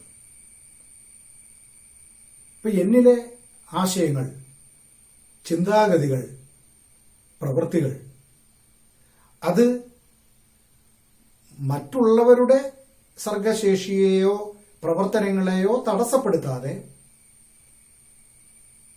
എനിക്ക് ചെയ്യാൻ കഴിയുന്ന അവസ്ഥ സൃഷ്ടിക്കുക, അതിനെയാണ് സ്വാതന്ത്ര്യം എന്നതുകൊണ്ട് അർത്ഥമാക്കുന്നത്. ഒരു വ്യക്തിക്ക് അവന്റെ വ്യക്തിത്വത്തെ പണയപ്പെടുത്താതെ, അടിയറ വയ്ക്കാതെ ഒരു സമൂഹത്തിൽ അല്ലെങ്കിൽ രാഷ്ട്രത്തിൽ നിലനിൽക്കുന്നതിനും ജീവിക്കുന്നതിനും ആവശ്യമായ ചുറ്റുപാടിനെയാണ് സ്വാതന്ത്ര്യം എന്നതുകൊണ്ട് അർത്ഥമാക്കുന്നത്. അനുവാദത്തെയാണ് സ്വാതന്ത്ര്യം എന്നതുകൊണ്ട് അർത്ഥമാക്കുന്നത്. ഇന്ത്യൻ ഭരണഘടനയിലെ പാർട്ട് 3 ഭാഗം 3 മൗലികാവകാശങ്ങളുടെ പട്ടികയിലെ 19 മുതൽ 22 വരെയുള്ള ആർട്ടിക്കിളുകളിലാണ് ഇതിനെക്കുറിച്ച് പറയുന്നത്. റൈറ്റ് ടു ലിബർട്ടി അഥവാ സ്വാതന്ത്ര്യത്തിനുള്ള അവകാശം എന്ന് പ്രതിപാദിച്ചിരിക്കുന്നത്, അതുമായി ബന്ധപ്പെട്ട വിഷയങ്ങൾ പ്രതിപാദിച്ചിരിക്കുന്നത്. എന്നുവെച്ചാൽ സ്വാതന്ത്ര്യം എന്നതുകൊണ്ട് അർത്ഥമാകുന്നത്, ചിലപ്പോൾ നമുക്കറിയാം സ്വാതന്ത്ര്യം എന്ന് പറയുമ്പോൾ എനിക്ക് തോന്നുന്നത്, എനിക്ക് ചിന്തിക്കുന്നത്, യഥേഷ്ടം ചിന്തിക്കാനും പ്രവർത്തിക്കാനുമുള്ള അവസരം, അതിനെ സ്വാതന്ത്ര്യം എന്ന് എനിക്ക് നേരത്തെ ക്ലാസ് എടുത്ത സമയത്ത് പറഞ്ഞവരുണ്ട്. നമ്മൾ ചെയ്യാൻ ആഗ്രഹിക്കുന്നത് ചെയ്യാനുള്ള അവസരം, അതിനെയാണ് തടസ്സമില്ലാതെ ചെയ്യാനുള്ള അവസരം, അതിനെയാണ് സ്വാതന്ത്ര്യം. നമുക്ക് ചിന്തിക്കാനുള്ളത് തടസ്സമില്ലാതെ ചിന്തിക്കാനുള്ള സാഹചര്യം, അപ്പൊ അതിനെയാണ് സ്വാതന്ത്ര്യം എന്ന് പറയുന്നത്. എന്നാൽ അത്ര വിശാലമായ അർത്ഥത്തിൽ നമുക്ക് ആധുനിക സമൂഹത്തിൽ സ്വാതന്ത്ര്യത്തെ കാണാൻ കഴിയില്ല. സ്വാതന്ത്ര്യത്തിന് പരിമിതികളുണ്ട്, പരിധികളുണ്ട്, അതിരുകളുണ്ട്. മറ്റുള്ളവരുടെ സ്വാതന്ത്ര്യത്തെ തടസ്സപ്പെടുത്താതെ ഇപ്പൊ എനിക്കിഷ്ടമുള്ളത് എനിക്ക് ചിന്തിക്കാം, എനിക്കിഷ്ടമുള്ളത് പ്രചരിപ്പിക്കാം, എനിക്കിഷ്ടമുള്ളത് പ്രവർത്തിക്കാം. പക്ഷേ അതുപോലെ ഞാൻ ഉൾക്കൊള്ളുന്ന സമൂഹത്തിൽ മറ്റുള്ളവർക്കും സ്വതന്ത്രമായി ചിന്തിക്കാനും പ്രവർത്തിക്കാനും ആവിഷ്കരിക്കാനും ഒക്കെ ഉള്ള സ്വാതന്ത്ര്യമുണ്ട്. അപ്പൊ ഞാൻ എൻ്റെ ചിന്തകൾക്കും പ്രവൃത്തികൾക്കും അനുസരിച്ച് കാര്യങ്ങൾ ചെയ്യുമ്പോൾ തീർച്ചയായും അത് മറ്റൊരാളിന്റെ സ്വതന്ത്രമായ ചിന്തയെയോ പ്രവൃത്തിയെയോ തടസ്സപ്പെടുത്തുന്നതാവരുത്. അതിനെയാണ് ആധുനിക കാലയളവിൽ നമ്മൾ സ്വാതന്ത്ര്യം എന്നതുകൊണ്ട് അർത്ഥമാക്കുന്നത്. അതിനെ പോസിറ്റീവ് ഫ്രീഡം അല്ലെങ്കിൽ ലിബർട്ടി എന്ന് പറയും. അത് പിന്നീട് നമ്മൾ വിശദമായിട്ട് പഠിക്കും. പോസിറ്റീവ് ലിബർട്ടി എന്ന് പറയും. ഇപ്പൊ എനിക്ക് യാത്രാ സ്വാതന്ത്ര്യമുണ്ട്, ഭരണഘടന ഉറപ്പു നൽകുന്നതാണ്. യാത്രാ സ്വാതന്ത്ര്യമുണ്ട്. ഞാൻ റോഡിലൂടെ ഒരു വാഹനത്തിൽ യാത്ര ചെയ്യുമ്പോൾ അതേപോലെ തന്നെ ആ റോഡിലൂടെ യാത്ര ചെയ്യുന്ന മറ്റ് വാഹനത്തിൽ യാത്ര ചെയ്യുന്നവർക്കും കാൽനട യാത്രക്കാർക്കും സഞ്ചാര സ്വാതന്ത്ര്യമുണ്ട്. ഞാൻ അവരുടെ ആ സഞ്ചാര സ്വാതന്ത്ര്യത്തെ തടസ്സപ്പെടുത്തിക്കൊണ്ട് എന്റെ സഞ്ചാര സ്വാതന്ത്ര്യത്തെ ഉപയോഗിക്കുമ്പോൾ അതിനെ പോസിറ്റീവ് ഫ്രീഡം എന്ന് വിശേഷിപ്പിക്കാൻ കഴിയില്ല. അതല്ല യഥാർത്ഥ സ്വാതന്ത്ര്യ ആധുനിക സമൂഹത്തിൽ. മറ്റൊരാളിന്റെ എനിക്ക് സംസാരിക്കാനുള്ള സ്വാതന്ത്ര്യമുണ്ട് എന്ന് കരുതി മറ്റൊരാളിന്റെ സംസാര സ്വാതന്ത്ര്യത്തെ തടസ്സപ്പെടുത്തുന്നതാവരുത് സംസാര സ്വാതന്ത്ര്യം. അത് ജനാധിപത്യപരമല്ല. അഭിപ്രായത്തെ പറയാനുള്ള അവസരത്തെ തടസ്സപ്പെടുത്തൽ അത് അവകാശ നിഷേധമാണ്. അപ്പൊ അത്തരത്തിൽ നമുക്കുള്ള സ്വാതന്ത്ര്യത്തെ ഉപയോഗപ്പെടുത്തുമ്പോൾ മറ്റുള്ള ഒരാളിന്റെ സ്വാതന്ത്ര്യത്തെ തടസ്സപ്പെടുത്താതെ ഉപയോഗിക്കുന്ന സ്വാതന്ത്ര്യം, നമ്മൾ ഉപയോഗിക്കുന്ന സ്വാതന്ത്ര്യം മൂലം മറ്റൊരാളിന്റെ സ്വാതന്ത്ര്യം ഹനിക്കപ്പെടാതിരിക്കണം, നഷ്ടപ്പെടാതിരിക്കണം. നമ്മൾ നമ്മുടെ സ്വാതന്ത്ര്യം ഉപയോഗിക്കുമ്പോൾ അത് രാജ്യത്തും സമൂഹത്തിലും ക്രമസമാധാന പ്രശ്നം ഉണ്ടാക്കാത്തതായിരിക്കണം. അപ്പൊ അങ്ങനെ ക്രമസമാധാന പ്രശ്നം ഉണ്ടാക്കാത്ത, മറ്റൊരാളിന്റെ സ്വാതന്ത്ര്യത്തെ തടസ്സപ്പെടുത്താത്ത, ഹനിക്കപ്പെടാത്ത സ്വാതന്ത്ര്യമായിരിക്കണം നമ്മുടെ സ്വാതന്ത്ര്യം. അതിനെയാണ് യഥാർത്ഥ സ്വാതന്ത്ര്യം എന്ന് പറയുന്നത്. അപ്പൊ അങ്ങനെ ഉള്ള ഒരു രീതിയിൽ നമുക്ക് സ്വതന്ത്രമായി ചിന്തിക്കാനും ആവിഷ്കരിക്കാനുമുള്ള സ്വാതന്ത്ര്യമാണ് നമുക്ക് ഭരണഘടനയിൽ തന്നിരിക്കുന്ന മൗലികമായ അവകാശത്തിന്റെ ഭാഗമായ സ്വാതന്ത്ര്യം. അല്ലാതെ ഏതിനുമുള്ള സ്വാതന്ത്ര്യമല്ല. റൈറ്റ് ടു ലിബർട്ടി എന്ന് പറയുന്ന ഭാഗത്ത് 19 മുതൽ 22 വരെയുള്ള ആർട്ടിക്കിളുകളിൽ പറഞ്ഞിരിക്കുന്നത് നമ്മുടെ സ്വാതന്ത്ര്യം, നമുക്ക് സ്വാതന്ത്ര്യം തന്നിട്ടുണ്ട് ഭരണഘടനാപരമായി. അത് ആരെങ്കിലും നിഷേധിച്ചാൽ നമുക്ക് കോടതിയിൽ പോകാം, സുപ്രീം കോടതിയിലോ ഹൈക്കോടതിയിലോ പോകാം. പോയി മൗലികാവകാശങ്ങൾ നേടിയെടുക്കാൻ ഹൈക്കോടതിയിലോ സുപ്രീം കോടതിയിലോ പോകാം. കീഴ്ക്കോടതികളിൽ പറ്റത്തില്ല, മറ്റു കീഴ്ക്കോടതികളിൽ പറ്റത്തില്ല. അപ്പോൾ ആ സ്വാതന്ത്ര്യം നേടിയെടുക്കുന്നതിന് വേണ്ടി നമുക്ക് കോടതിയിൽ പോലും പോകാവുന്നതാണ്. പക്ഷെ ആ സ്വാതന്ത്ര്യം എങ്ങനെയുള്ള സ്വാതന്ത്ര്യമാണ്? പരിധിയില്ലാത്ത സ്വാതന്ത്ര്യമല്ല. മറ്റുള്ളവരുടെ നാം ഉൾക്കൊള്ളുന്ന സമൂഹത്തിലെ രാഷ്ട്രത്തിലെ മറ്റുള്ളവരുടെ സ്വാതന്ത്ര്യത്തെ ഹനിക്കാത്ത, ക്രമസമാധാന പ്രശ്നങ്ങൾ ഉണ്ടാക്കാത്ത സ്വാതന്ത്ര്യത്തെയാണ് യഥാർത്ഥ സ്വാതന്ത്ര്യം എന്ന് പറയുന്നത്. ആ സ്വാതന്ത്ര്യം ഉപയോഗിച്ചുകൊണ്ട് സ്വതന്ത്രമായി ചിന്തിക്കുന്നതിനും അതിനെ ആവിഷ്കരിക്കുന്നതിനുമുള്ള സ്വാതന്ത്ര്യം, അതിനനുസരിച്ച് പ്രവർത്തിക്കുന്നതിനുള്ള സ്വാതന്ത്ര്യം എന്ന് പറഞ്ഞാൽ അഭിപ്രായ സ്വാതന്ത്ര്യം, ആവിഷ്കാര സ്വാതന്ത്ര്യം, സമ്മേളന സ്വാതന്ത്ര്യം, സംഘടനാ സ്വാതന്ത്ര്യം, സഞ്ചാര സ്വാതന്ത്ര്യം, പാർപ്പിട സ്വാതന്ത്ര്യം, ഏതെങ്കിലും തൊഴില്, വ്യാപാരം, വ്യവസായം ഇവയൊക്കെ ചെയ്യുന്നതിനുള്ള സ്വാതന്ത്ര്യം, ഇതെല്ലാം ഇതിനകത്ത് പെടുന്നതാണ്. പക്ഷെ ഇതൊക്കെ എങ്ങനെയായിരിക്കണം? മറ്റുള്ളവരുടെ സ്വാതന്ത്ര്യത്തെ ഹനിക്കാതെയും നാം ഉൾക്കൊള്ളുന്ന സമൂഹത്തിൽ ക്രമസമാധാന പ്രശ്നങ്ങൾ സൃഷ്ടിക്കാത്ത തരത്തിലും ആയിരിക്കണം. ഇപ്പൊ അഭിപ്രായ സ്വാതന്ത്ര്യം എന്ന് പറയുമ്പോൾ നമ്മൾ അഭിപ്രായം പ്രകടിപ്പിക്കേണ്ടത് ക്രമസമാധാനം പാലിച്ചായിരിക്കണം. അപ്പം നമുക്ക് പറയാൻ പാടുള്ളതേ പറയാം. മറ്റുള്ളവരുടെ അഭിപ്രായത്തെ ഖണ്ഡിക്കുന്നതാവാം, പക്ഷേ അവരുടെ സ്വാതന്ത്ര്യത്തെ തടസ്സപ്പെടുത്തുന്നത് ആയിരിക്കരുത്. നമ്മൾ അഭിപ്രായം പ്രകടിപ്പിക്കുമ്പോൾ അത് സമൂഹത്തിൽ ക്രമസമാധാന പ്രശ്നം ഉണ്ടാക്കുന്നതായിരിക്കരുത്, എന്ന് വെച്ചാൽ ആക്രമണത്തിന് പ്രേരണ നൽകുന്നതായിരിക്കരുത്. പലപ്പോഴും നമുക്കറിയാം, നമ്മൾ പറയുന്നതോ നമ്മളുടെ ആശയങ്ങൾ സമൂഹ മാധ്യമങ്ങളിലൂടെയൊക്കെ പങ്കുവെക്കുമ്പോഴൊക്കെ ആധുനിക കാലയളവിൽ നിരവധി പ്രശ്നങ്ങൾ ഉണ്ടാവാറുണ്ട്. ഇത്തരത്തിൽ ക്രമസമാധാനത്തിന് പോലും പ്രശ്നങ്ങൾ ഉണ്ടാകുന്ന തരത്തിൽ ഉണ്ടാവാറുണ്ട്. അപ്പം അത്തരത്തിലാവാൻ പാടില്ല. അതാണ് അത്തരത്തിലുള്ള കാര്യങ്ങളൊക്കെ വരുമ്പോൾ ഒരാൾ പരാതി കൊടുക്കുമ്പോൾ കേസെടുക്കുന്നത് അതുകൊണ്ടാണ്. എനിക്ക് അഭിപ്രായ സ്വാതന്ത്ര്യം ഇല്ലേ എന്ന് ചോദിച്ചു കഴിഞ്ഞാൽ ഇങ്ങനെയുള്ള അഭിപ്രായ സ്വാതന്ത്ര്യമുള്ള നിയന്ത്രണ വിധേയമായ അഭിപ്രായ സ്വാതന്ത്ര്യമാണ് ഉള്ളത്. അത് ക്രമസമാധാനം പാലിച്ചായിരിക്കണം. ആക്രമണത്തിന് പ്രേരണ നൽകുന്ന വിധത്തിലായരുത്. അതുപോലെ തന്നെ മറ്റൊരാൾക്ക് മാനഹാനി വരുത്തത്തക്ക രീതിയിലും ആവരുത്. എന്ന് വെച്ചാൽ നമ്മൾ മറ്റൊരാളിനോട് പറയാൻ പാടില്ലാത്ത വാക്കുകളും മോശപ്പെടുത്തുന്നതുമായ വാക്കുകൾ ഉപയോഗിച്ച് പറയുമ്പോൾ അതാണ് മാനഹാനി ഉണ്ടാക്കുന്ന തരത്തിൽ. അതുപോലെ നമ്മൾ അഭിപ്രായം എന്നും പറയുമ്പോൾ കോടതിയെ ലക്ഷ്യമാകാൻ പാടില്ല. ഇത്തരത്തിലുള്ള പരിമിതികൾക്കുള്ളിൽ നിന്നുകൊണ്ടുള്ള അഭിപ്രായ സ്വാതന്ത്ര്യത്തെയാണ് നമ്മൾ അഭിപ്രായ സ്വാതന്ത്ര്യം എന്ന് വിളിക്കുന്നത്. ഇനി ആവിഷ്കാര സ്വാതന്ത്ര്യം എന്ന് പറയുമ്പോൾ തീർച്ചയായിട്ടും ആ മനസ്സിൽ നമ്മൾ ചിന്തിക്കുന്ന കാര്യങ്ങളെ പ്രായോഗിക പദത്തിൽ വരുത്തുക. ഇപ്പം ഞാനിപ്പോൾ മനസ്സിൽ ചിന്തിക്കുന്ന കാര്യങ്ങളെ ഒരു നാടകമാക്കി മാറ്റുക, ഒരു സിനിമയാക്കി മാറ്റുക. അതിനുള്ള സ്വാതന്ത്ര്യം നമ്മുടെ ഭരണഘടന നമുക്ക് ഉറപ്പു വന്നിട്ടുണ്ട്.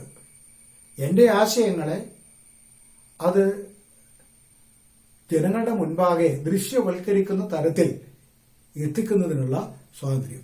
ചിലപ്പോൾ അതൊരു പ്രതിമയായിട്ടായിരിക്കാം, അല്ലെങ്കിൽ അതുപോലെ ബന്ധപ്പെട്ട എന്തെങ്കിലും ഒരു നിർമ്മിതിയായിട്ടായിരിക്കാം, ഇല്ലെങ്കിൽ ഒരു നോവലായിട്ടാവാം, ഇല്ലെങ്കിൽ ഒരു നാടകമായിട്ടാവാം, ഇല്ലെങ്കിൽ ഒരു സിനിമയായിട്ടാവാം. അത്തരത്തിലൊക്കെ ആവിഷ്കരിക്കുന്നതിനുള്ള സ്വാതന്ത്ര്യം ഭരണഘടന നമുക്ക് നൽകുന്നുണ്ട്. അപ്പോൾ അഭിപ്രായ സ്വാതന്ത്ര്യവും അതോടൊപ്പം തന്നെ ആവിഷ്കാര സ്വാതന്ത്ര്യവും. രണ്ടാമത് സംഘടനാ സ്വാതന്ത്ര്യം. സംഘടനാ സ്വാതന്ത്ര്യവും സമ്മേളന സ്വാതന്ത്ര്യവും ഭരണഘടന ഉറപ്പു നൽകുന്നതാണ്. സമാധാനപരമായി ആയുധങ്ങളില്ലാതെ പ്രകോപനപരമായി അല്ലാതെയുള്ള സമീപനത്തിലൂടെയുള്ള സമ്മേളനം. സമ്മേളിക്കാൻ അവകാശമുണ്ട് എന്ന് പറയുമ്പോൾ നിയമവിധേയമായ സമ്മേളനമായിരിക്കണം. ആക്രമണോത്സുകത ഉണ്ടാക്കുന്ന തരത്തിൽ ഒത്തുകൂടിയുള്ള ആയുധങ്ങൾ ഉപയോഗിച്ചുള്ള സമ്മേളനമാകാൻ പാടില്ല. അപ്പൊ സമൂഹത്തിൽ പ്രശ്നങ്ങൾ ഉണ്ടാവാതെ, നിയമം ലംഘിക്കാതെ, മറ്റുള്ളവരുടെ സ്വാതന്ത്ര്യത്തെ തടസ്സപ്പെടുത്താതെ, ക്രമസമാധാന പ്രശ്നം ഉയർത്തുന്ന തരത്തിൽ ആയുധങ്ങൾ ഉപയോഗിക്കാതെ, പ്രകോപനപരമായ മുദ്രാവാക്യങ്ങൾ ഇല്ലാതെ, പ്രകോപനപരമായ വാക്കുകളില്ലാതെ സമ്മേളിക്കുന്നതിനുള്ള സ്വാതന്ത്ര്യം ഭരണഘടന നമുക്ക് ഉറപ്പ് നൽകുന്നു. അതുപോലെ തന്നെ സംഘടനാ സ്വാതന്ത്ര്യം, ഈ രണ്ടാമത്തെ മൗലികാവകാശപ്പെടുന്ന സംഘടനാ സ്വാതന്ത്ര്യം. സ്വതന്ത്രമായ സംഘടനകളും രാഷ്ട്രീയ പ്രസ്ഥാനങ്ങളും അതുപോലെയുള്ള മറ്റു പ്രസ്ഥാനങ്ങളും ഒക്കെ രൂപീകരിക്കുന്ന ട്രേഡ് യൂണിയനുകൾ, ഇവയൊക്കെ ഉണ്ടാക്കുന്നതിന്, സംഘടനകൾ ഉണ്ടാക്കുന്നതിന് ഇന്ത്യൻ ഭരണഘടന അനുവാദം നൽകുന്നു.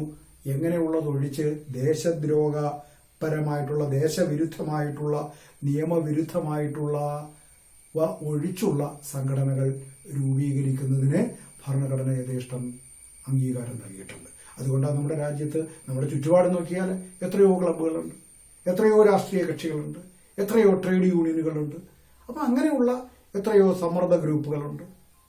അപ്പം അങ്ങനെയുള്ള പല തരത്തിലുള്ള സംഘടനകൾ.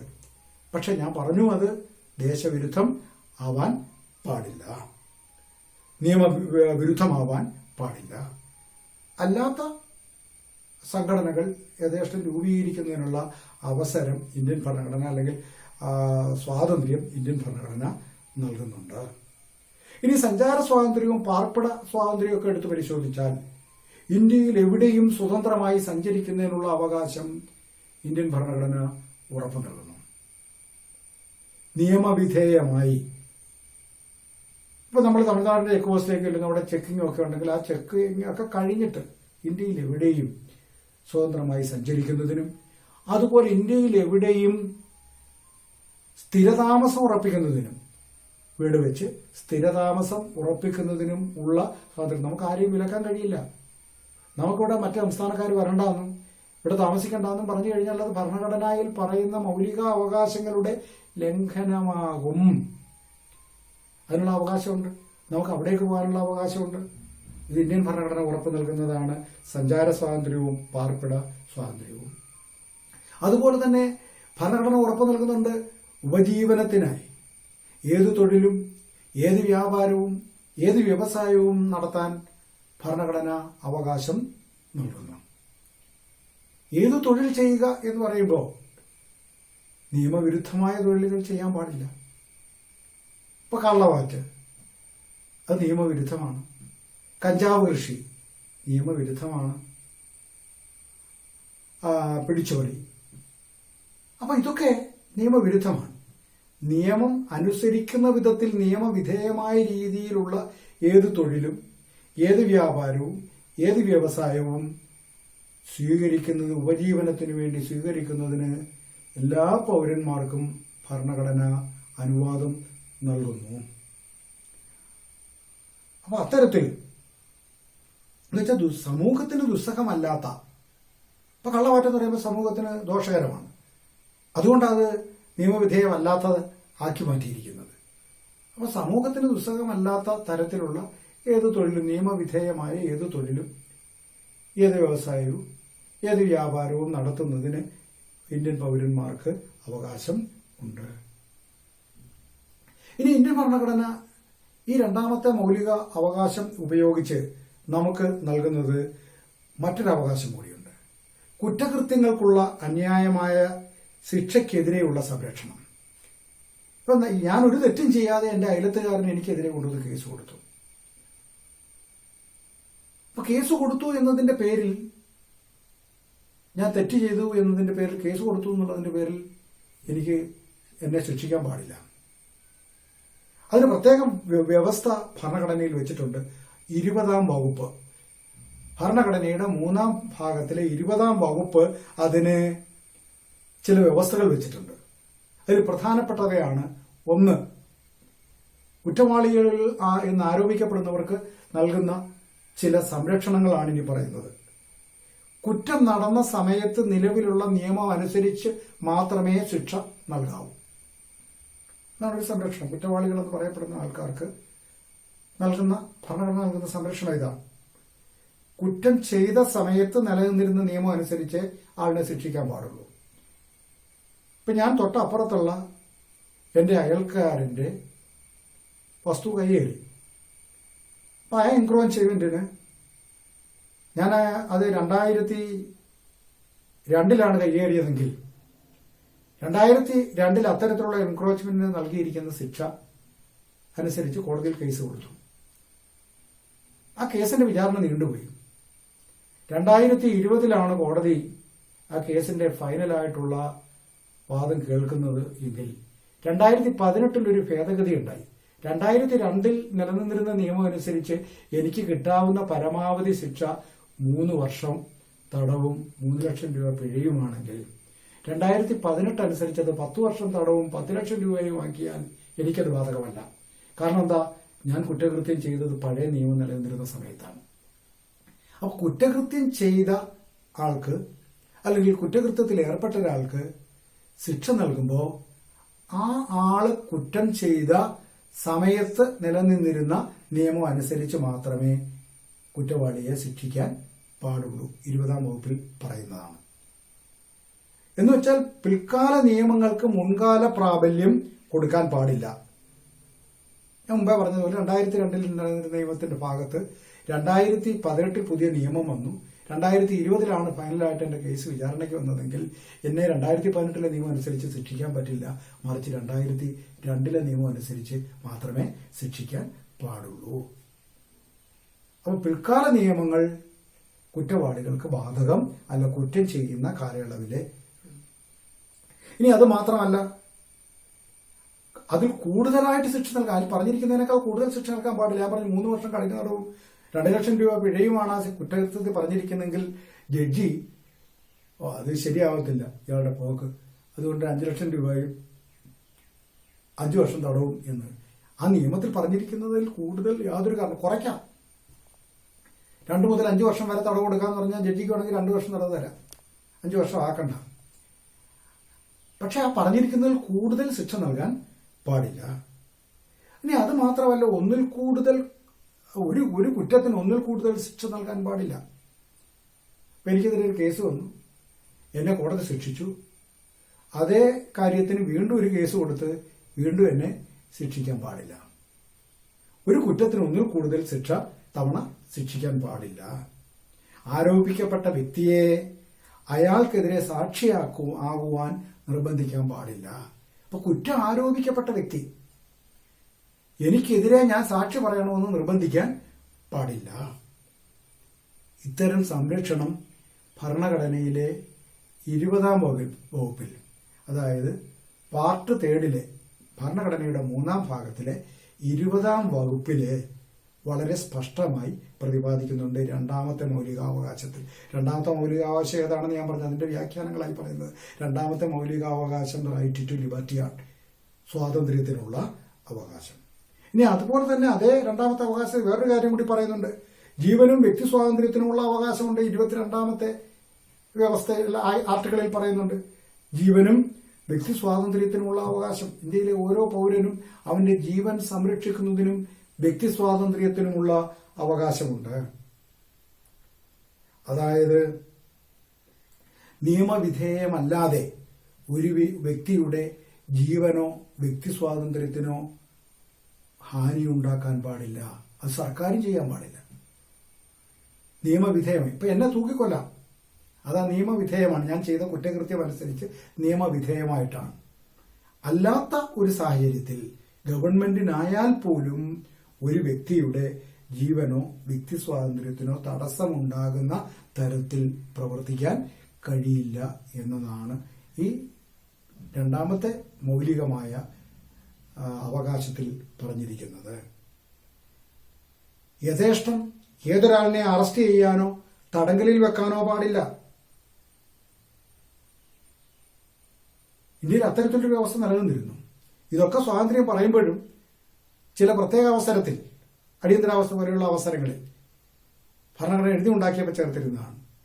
ഏതൊരു വ്യക്തിയെയും യഥേഷ്ടം അറസ്റ്റ് ചെയ്യുകയും യഥേഷ്ടം തടങ്കലിൽ വെക്കുകയും ചെയ്യാം. എന്നാൽ 1977 നമുക്കറിയാം, അടിയന്തരാവസ്ഥയെ തുടർന്ന് വന്ന തെരഞ്ഞെടുപ്പിൽ 44-ാം ഭരണഘടനാ ഭേദഗതിയിലൂടെ അത് എടുത്തു കളഞ്ഞു. അടിയന്തരാവസ്ഥ കാലയളവായാൽ പോലും, ദേശീയ അടിയന്തരാവസ്ഥയുടെ കാലയളവായാൽ പോലും ഏതൊരു വ്യക്തിയെ യഥേഷ്ട അറസ്റ്റ് ചെയ്യുകയും വിചാരണ കൂടാതെ ഏറെക്കാലം തടങ്കലിൽ വെക്കുകയും ചെയ്യാൻ പാടില്ല എന്ന് ഭരണഘടനയുടെ 44-ാം ഭേദഗതിയിലൂടെ സ്പഷ്ടമാക്കുന്നു, അല്ലെങ്കിൽ വ്യക്തമാക്കുന്നു. ഭരണഘടന 21A വകുപ്പ് അനുസരിച്ച് വിദ്യാഭ്യാസ അവകാശം മൗലികാവകാശത്തിന്റെ ഭാഗമാക്കി 21A ആണ് അത് രേഖപ്പെടുത്തിയിരിക്കുന്നത്. ഭരണഘടനയുടെ 3-ാം ഭാഗത്തിൽ ആർട്ടിക്കിൾ 21A 44-ാം ഭരണഘടനാ ഭേദഗതിയിലൂടെ നമുക്കറിയാം, നമ്മുടെ ഇന്ത്യൻ ഭരണഘടനയുടെ ഭേദഗതിയിലൂടെ 21A വിദ്യാഭ്യാസ അവകാശം മൗലിക അവകാശം ആക്കി മാറ്റി. അതനുസരിച്ച് 6 വയസ്സിനും 14 വയസ്സിനും ഇടയിലുള്ള മുഴുവൻ കുട്ടികൾക്കും സൗജന്യവും നിർബന്ധിതവുമായ വിദ്യാഭ്യാസം വ്യവസ്ഥ ചെയ്തു. 6 വയസ്സിനും 14 വയസ്സിനും ഇടയിലുള്ള മുഴുവൻ കുട്ടികൾക്കും സൗജന്യവും നിർബന്ധിതവുമായ വിദ്യാഭ്യാസം വ്യവസ്ഥ ചെയ്തു. അന്യായമായ അറസ്റ്റിനും തടങ്കലിനും എതിരായ സംരക്ഷണം ഞാൻ പറഞ്ഞു 22-ാമത്തെ വകുപ്പിലാണ് പറയുന്നത്. അറസ്റ്റ് ചെയ്യപ്പെടുന്ന വ്യക്തിക്ക് കുറെ അവകാശങ്ങളുണ്ട്. നാം ഓരോരുത്തരും ഓർത്തിരിക്കേണ്ടതാണ്. നമ്മളൊക്കെ സാധാരണയായിട്ട് വന്ന് നമ്മളെ പോലീസ് വന്ന് പിടിച്ചുകൊണ്ട് പോകുമ്പോൾ നമ്മൾ പോകുന്നു, കയറാൻ പറയുന്നു, കയറുന്നു. കയറണ്ടെന്നല്ല ഞാൻ പറഞ്ഞത്, നമ്മൾ അറിഞ്ഞിരിക്കേണ്ട ചില കാര്യങ്ങളുണ്ട്. അന്യായമായ ഒരു വ്യക്തിയെ അറസ്റ്റ് ചെയ്ത് തടങ്കലിൽ വെച്ചിരിക്കുമ്പോൾ നമ്മൾ അറിഞ്ഞിരിക്കേണ്ട ചില കാര്യങ്ങളുണ്ട്. അവർക്ക് അങ്ങനെ ഒരാളെ അറസ്റ്റ് ചെയ്താൽ ഓരോ വ്യക്തിക്കും അവൻ്റെതായ കുറെ അവകാശങ്ങൾ ഭരണഘടന നൽകുന്നുണ്ട്. അതിൽ ഏറ്റവും പ്രധാനപ്പെട്ടതാണ് അറസ്റ്റ് ചെയ്തതിന്റെ കാരണം അറിയാനുള്ള അവകാശം. എന്നെ എന്തിനാണ് അറസ്റ്റ് ചെയ്തത്? ഇന്ന കാര്യത്തിനാണെന്ന് ബോധ്യപ്പെടുത്തണം. അറസ്റ്റ് ചെയ്യപ്പെടുന്ന വ്യക്തിക്ക് തന്നെ അറസ്റ്റ് ചെയ്തത് എന്തിനാണ് എന്ന് അറിയാനുള്ള അവകാശം ഭരണഘടന വ്യവസ്ഥ ചെയ്യുന്നു. എന്ന് മാത്രമല്ല, അത്തരത്തിൽ അറസ്റ്റ് ചെയ്യപ്പെട്ടാൽ ഇഷ്ടമുള്ള അഭിഭാഷകനുമായി ആശയവിനിമയം നടത്താനും ആ അഭിഭാഷകനെ കൊണ്ട് കേസ് വാദിപ്പിക്കുന്നതിനുമുള്ള അവകാശമുണ്ട്. എനിക്ക് എൻ്റെ വക്കീലുമായി ബന്ധപ്പെടണം, അപ്പൊ ഇഷ്ടമുള്ള അഭിഭാഷകനുമായി ബന്ധപ്പെടാനും ആ അഭിഭാഷകനെ കൊണ്ട് കേസ് വാദിപ്പിക്കുന്നതിനുമുള്ള അവകാശം കുറ്റാരോപിതന് ഉണ്ടായിരിക്കും, അറസ്റ്റ് ചെയ്യപ്പെട്ട. ഇനി ഒരാളിനെ അറസ്റ്റ് ചെയ്താൽ 24 മണിക്കൂറിനുള്ളിൽ തൊട്ടടുത്ത മജിസ്ട്രേറ്റിന്റെ മുൻപാകെ ഹാജരാക്കണം. 24 മണിക്കൂറിൽ കൂടുതൽ തടങ്കലിൽ വെക്കാൻ അവകാശമില്ല. 24 മണിക്കൂറിനകത്ത് അറസ്റ്റ് ചെയ്യപ്പെട്ട വ്യക്തിയെ തൊട്ടടുത്തുള്ള മജിസ്ട്രേറ്റിന്റെ വസതിയിൽ ഹാജരാക്കണം. മജിസ്ട്രേറ്റ് തീരുമാനിക്കും ഈ വ്യക്തിയെ തുടർന്ന് കസ്റ്റഡിയിൽ വെക്കണോ അതോ ജാമ്യത്തിൽ വിടണോ എന്ന കാര്യം തീരുമാനിക്കേണ്ട മജിസ്ട്രേറ്റാണ്, അല്ലെങ്കിൽ അല്ലാതെ ബന്ധപ്പെടുന്ന പോലീസുകാര് അല്ല. അപ്പോൾ 24 അറസ്റ്റ് ചെയ്യപ്പെടുന്നവരാണ് 24 മണിക്കൂറിനകം തൊട്ടടുത്തുള്ള മജിസ്ട്രേറ്റിന്റെ മുൻപാകെ ഹാജരാക്കണം. എന്ന് കരുതി വേറൊരു നിയമം നിലനിൽപ്പുണ്ട്, പ്രിവന്റീവ് ഡീറ്റൻഷൻ എന്ന് പറഞ്ഞ്, കരുതൽ തടങ്കൽ. പരീക്ഷയ്ക്ക് ചോദിച്ചിട്ടുള്ളതാണ്. എന്താണ് കരുതൽ തടങ്കൽ? ഇങ്ങനെ ഉള്ള കുറ്റവാളികൾക്കുൾപ്പെടെ ഒരുപാട് സ്വാതന്ത്ര്യങ്ങളും അവകാശങ്ങളും പറയുമ്പോൾ തന്നെ ഭരണഘടനയിൽ പറഞ്ഞിട്ടുള്ള ഒരു വ്യവസ്ഥയാണ് കരുതൽ തടങ്കൽ അഥവാ പ്രിവന്റീവ് ഡീറ്റൻഷൻ എന്ന് പറയുന്നത്. എന്താ പ്രിവന്റീവ് ഡീറ്റൻഷൻ അഥവാ കരുതൽ തടങ്കൽ എന്ന് പറഞ്ഞാൽ? ഒരു വ്യക്തി കുറ്റം ചെയ്യുന്നതിന് സാധ്യതയുണ്ട് എന്ന് ബോധ്യപ്പെട്ടാൽ, കുറ്റം ചെയ്യണമെന്നില്ല, കുറ്റം ചെയ്യാൻ സാധ്യതയുണ്ട് എന്ന് ബോധ്യപ്പെട്ടാൽ അധികാരികൾക്ക് ആ വ്യക്തിയെ അറസ്റ്റ് ചെയ്ത് തടങ്കലിൽ വെക്കാം. അതാണ് കരുതൽ തടങ്കൽ എന്ന് പറയുന്നത്. ഇപ്പോൾ ഒരു ഹർത്താല് പ്രഖ്യാപിച്ചു. അപ്പോൾ ആ ഹർത്താലിനോടനുബന്ധിച്ച് അക്രമങ്ങൾ ഉണ്ടാവാൻ സാധ്യതയുണ്ട് ഇന്നാളുടെ നേതൃത്വത്തിൽ എന്ന് ഗവൺമെന്റിനും അതുമായി ബന്ധപ്പെട്ട പോലീസിനും ബോധ്യപ്പെട്ടാൽ ആ വ്യക്തിയെ ഹർത്താലിന് മുമ്പ് തന്നെ, അക്രമം നടക്കുന്നതിന് മുമ്പ് തന്നെ, ഹർത്താലിന് മുമ്പ് തന്നെ അറസ്റ്റ് ചെയ്ത് വിചാരണ കൂടാതെ കസ്റ്റഡിയിൽ വയ്ക്കാം. അതാണ് കരുതൽ തടങ്കൽ എന്ന് പറയുന്നത്. വെച്ചാൽ കുറ്റകൃത്യം ചെയ്യുന്നതിൽ നിന്നും തടയുക, മുൻകൂട്ടി ചെയ്യുക. അതാണ്. അതെപ്പോഴും ചെയ്യാൻ പറ്റത്തില്ല, അത് ദുരുപയോഗം ചെയ്യാൻ പാടില്ല. കാരണം എന്താ, രാഷ്ട്രീയ ശത്രുക്കൾക്കെതിരെ എപ്പോഴും ഇതെടുത്ത് ഉപയോഗിക്കാൻ പാടില്ല.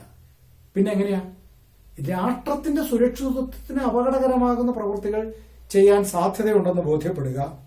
അതായത് പ്രതിരോധ സംബന്ധമായ കാര്യങ്ങൾ, വിദേശകാര്യ സംബന്ധമായ കാര്യങ്ങൾ, ഇവയൊക്കെ അപകടകരമായ രീതിയിൽ കാര്യങ്ങൾ ചെയ്യാൻ, തെറ്റുകൾ ചെയ്യാൻ, കുറ്റകൃത്യങ്ങൾ ചെയ്യാൻ സാധ്യതയുണ്ട് എന്ന് ബോധ്യപ്പെട്ടാൽ, മുൻകൂട്ടി അറിഞ്ഞാൽ ദേശദ്രോഹപരമായിട്ടുള്ള പ്രവർത്തനങ്ങൾ ചെയ്യാൻ സാധ്യതയുണ്ട് എന്ന് മുൻകൂട്ടി കണ്ടാൽ ആ ആളിനെ അറസ്റ്റ് ചെയ്ത് വിചാരണ കൂടാതെ തടവിൽ വെക്കാൻ കഴിയും. അല്ലെങ്കിൽ ആ ആള് പുറത്തു നിന്നാൽ നാട്ടിൽ ലഹള ഉണ്ടാക്കും, വർഗീയ സംഘർഷം ഉണ്ടാക്കും, ക്രമസമാധാന പ്രശ്നം ഉണ്ടാക്കാൻ സാധ്യതയുണ്ട് എന്നൊക്കെ കണ്ടു കഴിഞ്ഞാൽ ആ ആളിനെ വിചാരണ കൂടാതെ തടങ്കലിൽ വെക്കുന്ന ഇതിനനുവദിക്കുന്ന നിയമമാണ് പ്രിവന്റീവ് ഡീറ്റൻഷൻ അഥവാ കരുതൽ തടങ്കൽ നിയമം എന്ന് പറയുന്നത്.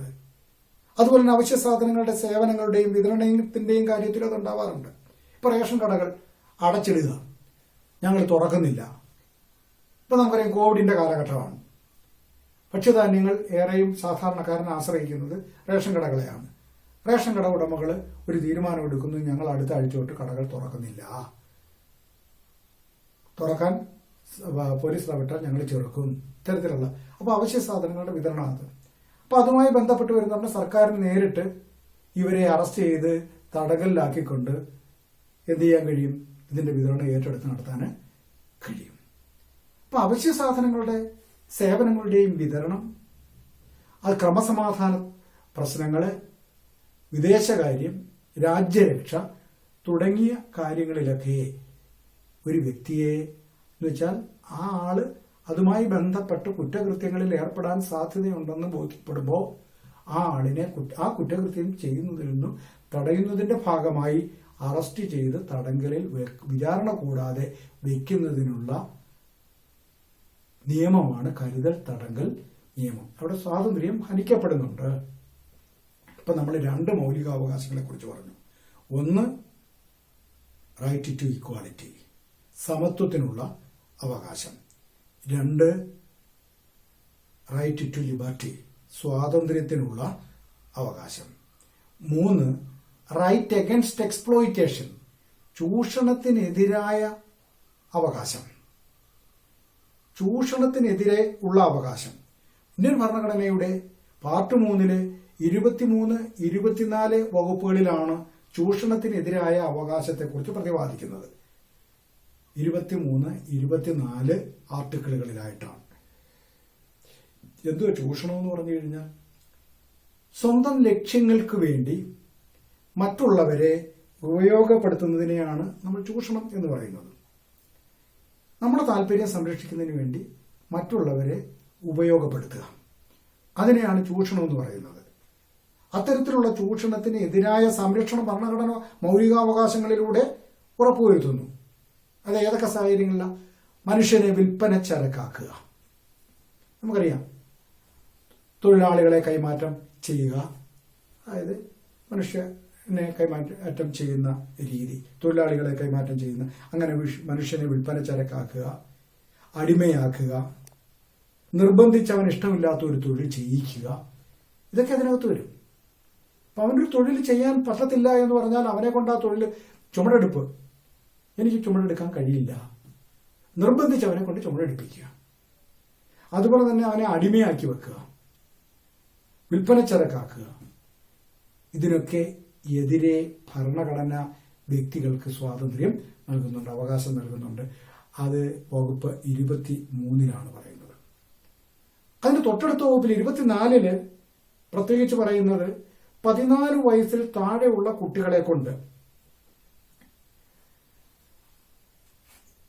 ഫാക്ടറികള്, ഖനികള്, അതുപോലെ തന്നെ അപകടകരമായിട്ടുള്ള മറ്റ് മേഖലകള്, ഇവിടങ്ങളിലൊക്കെ തൊഴിലെടുപ്പിക്കുന്നത്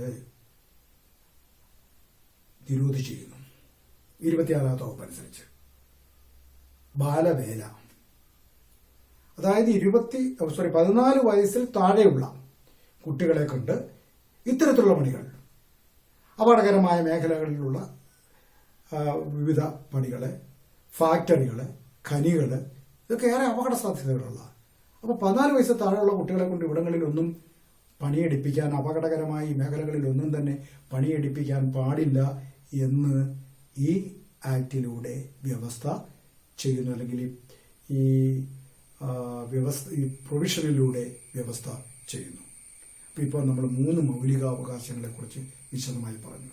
1, സമത്വത്തിനുള്ള അവകാശം. 2, സ്വാതന്ത്ര്യത്തിനുള്ള അവകാശം. 3, ചൂഷണത്തിനെതിരായ അവകാശം. നമ്മളെ ആരും ചൂഷണം ചെയ്യാൻ പാടില്ല.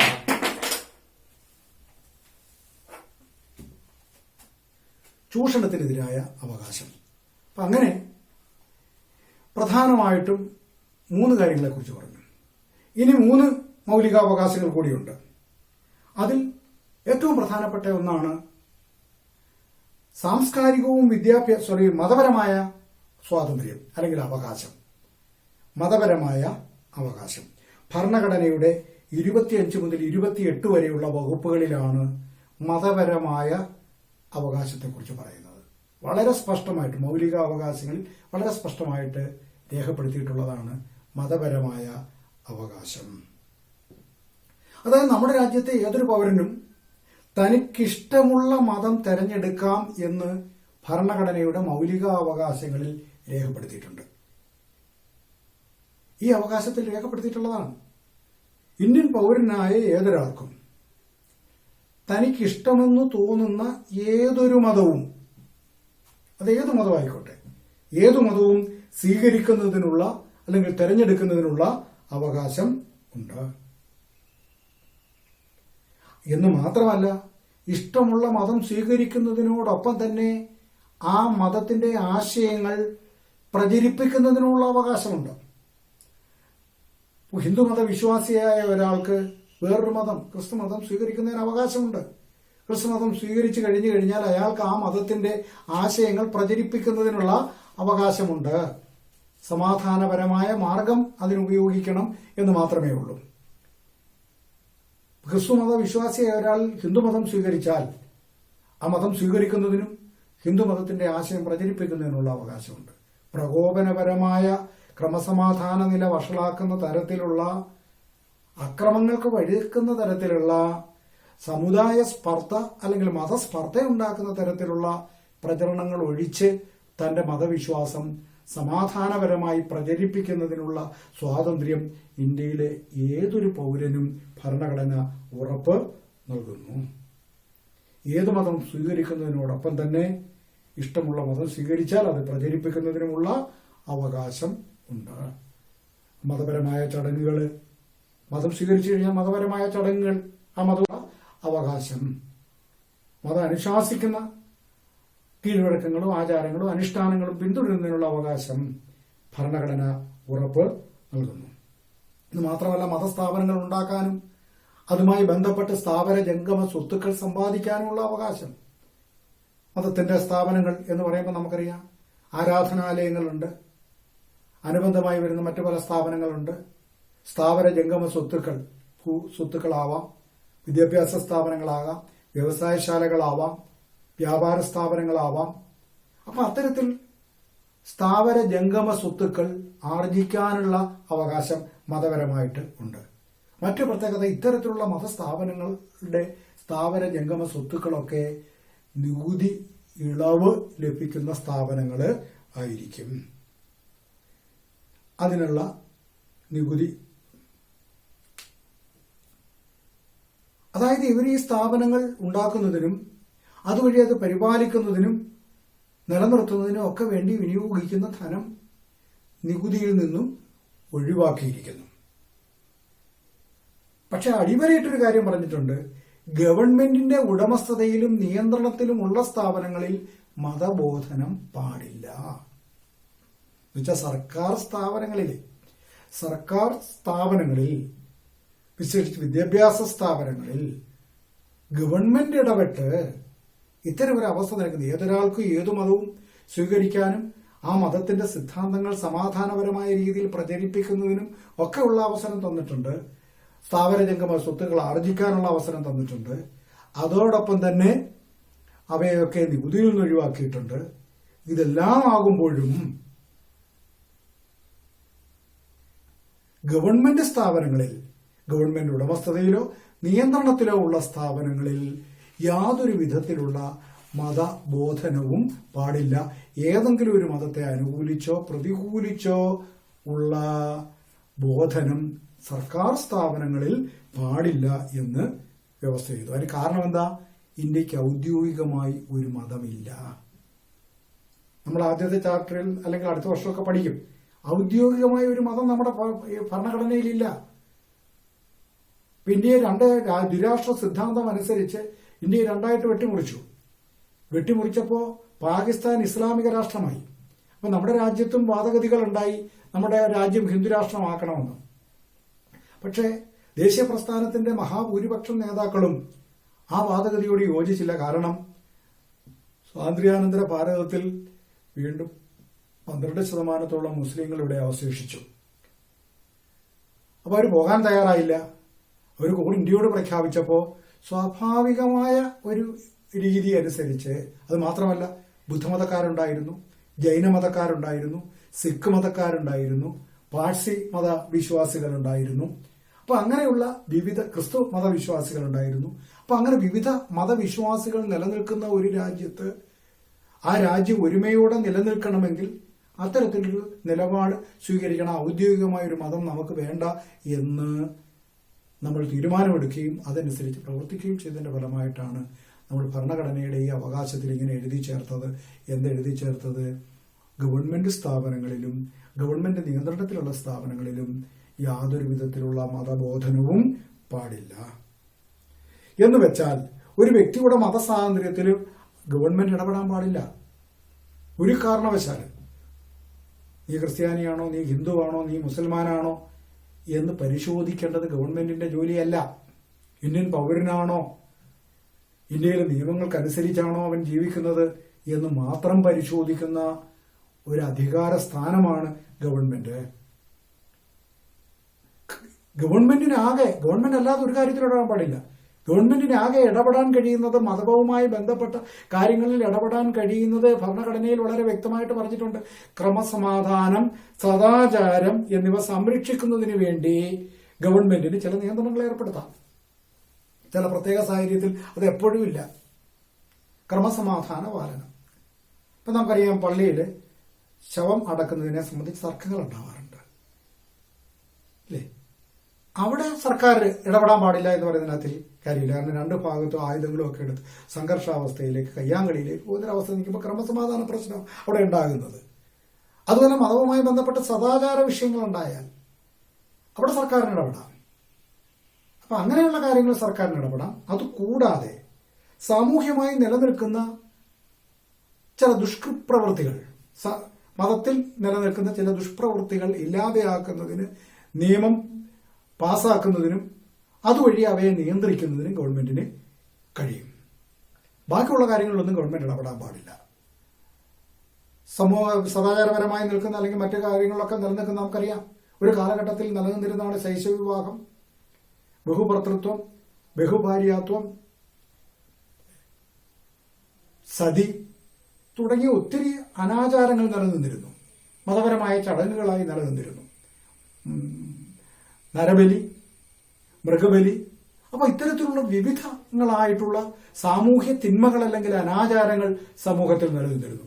ഇത്തരത്തിലുള്ള സാമൂഹ്യ തിന്മകൾ അല്ലെങ്കിൽ അനാചാരങ്ങൾ ഇല്ലായ്മ ചെയ്യുന്നതിന് വേണ്ടി യുക്തിസഹമായി ഗവൺമെന്റിന് ഇടപെടാം.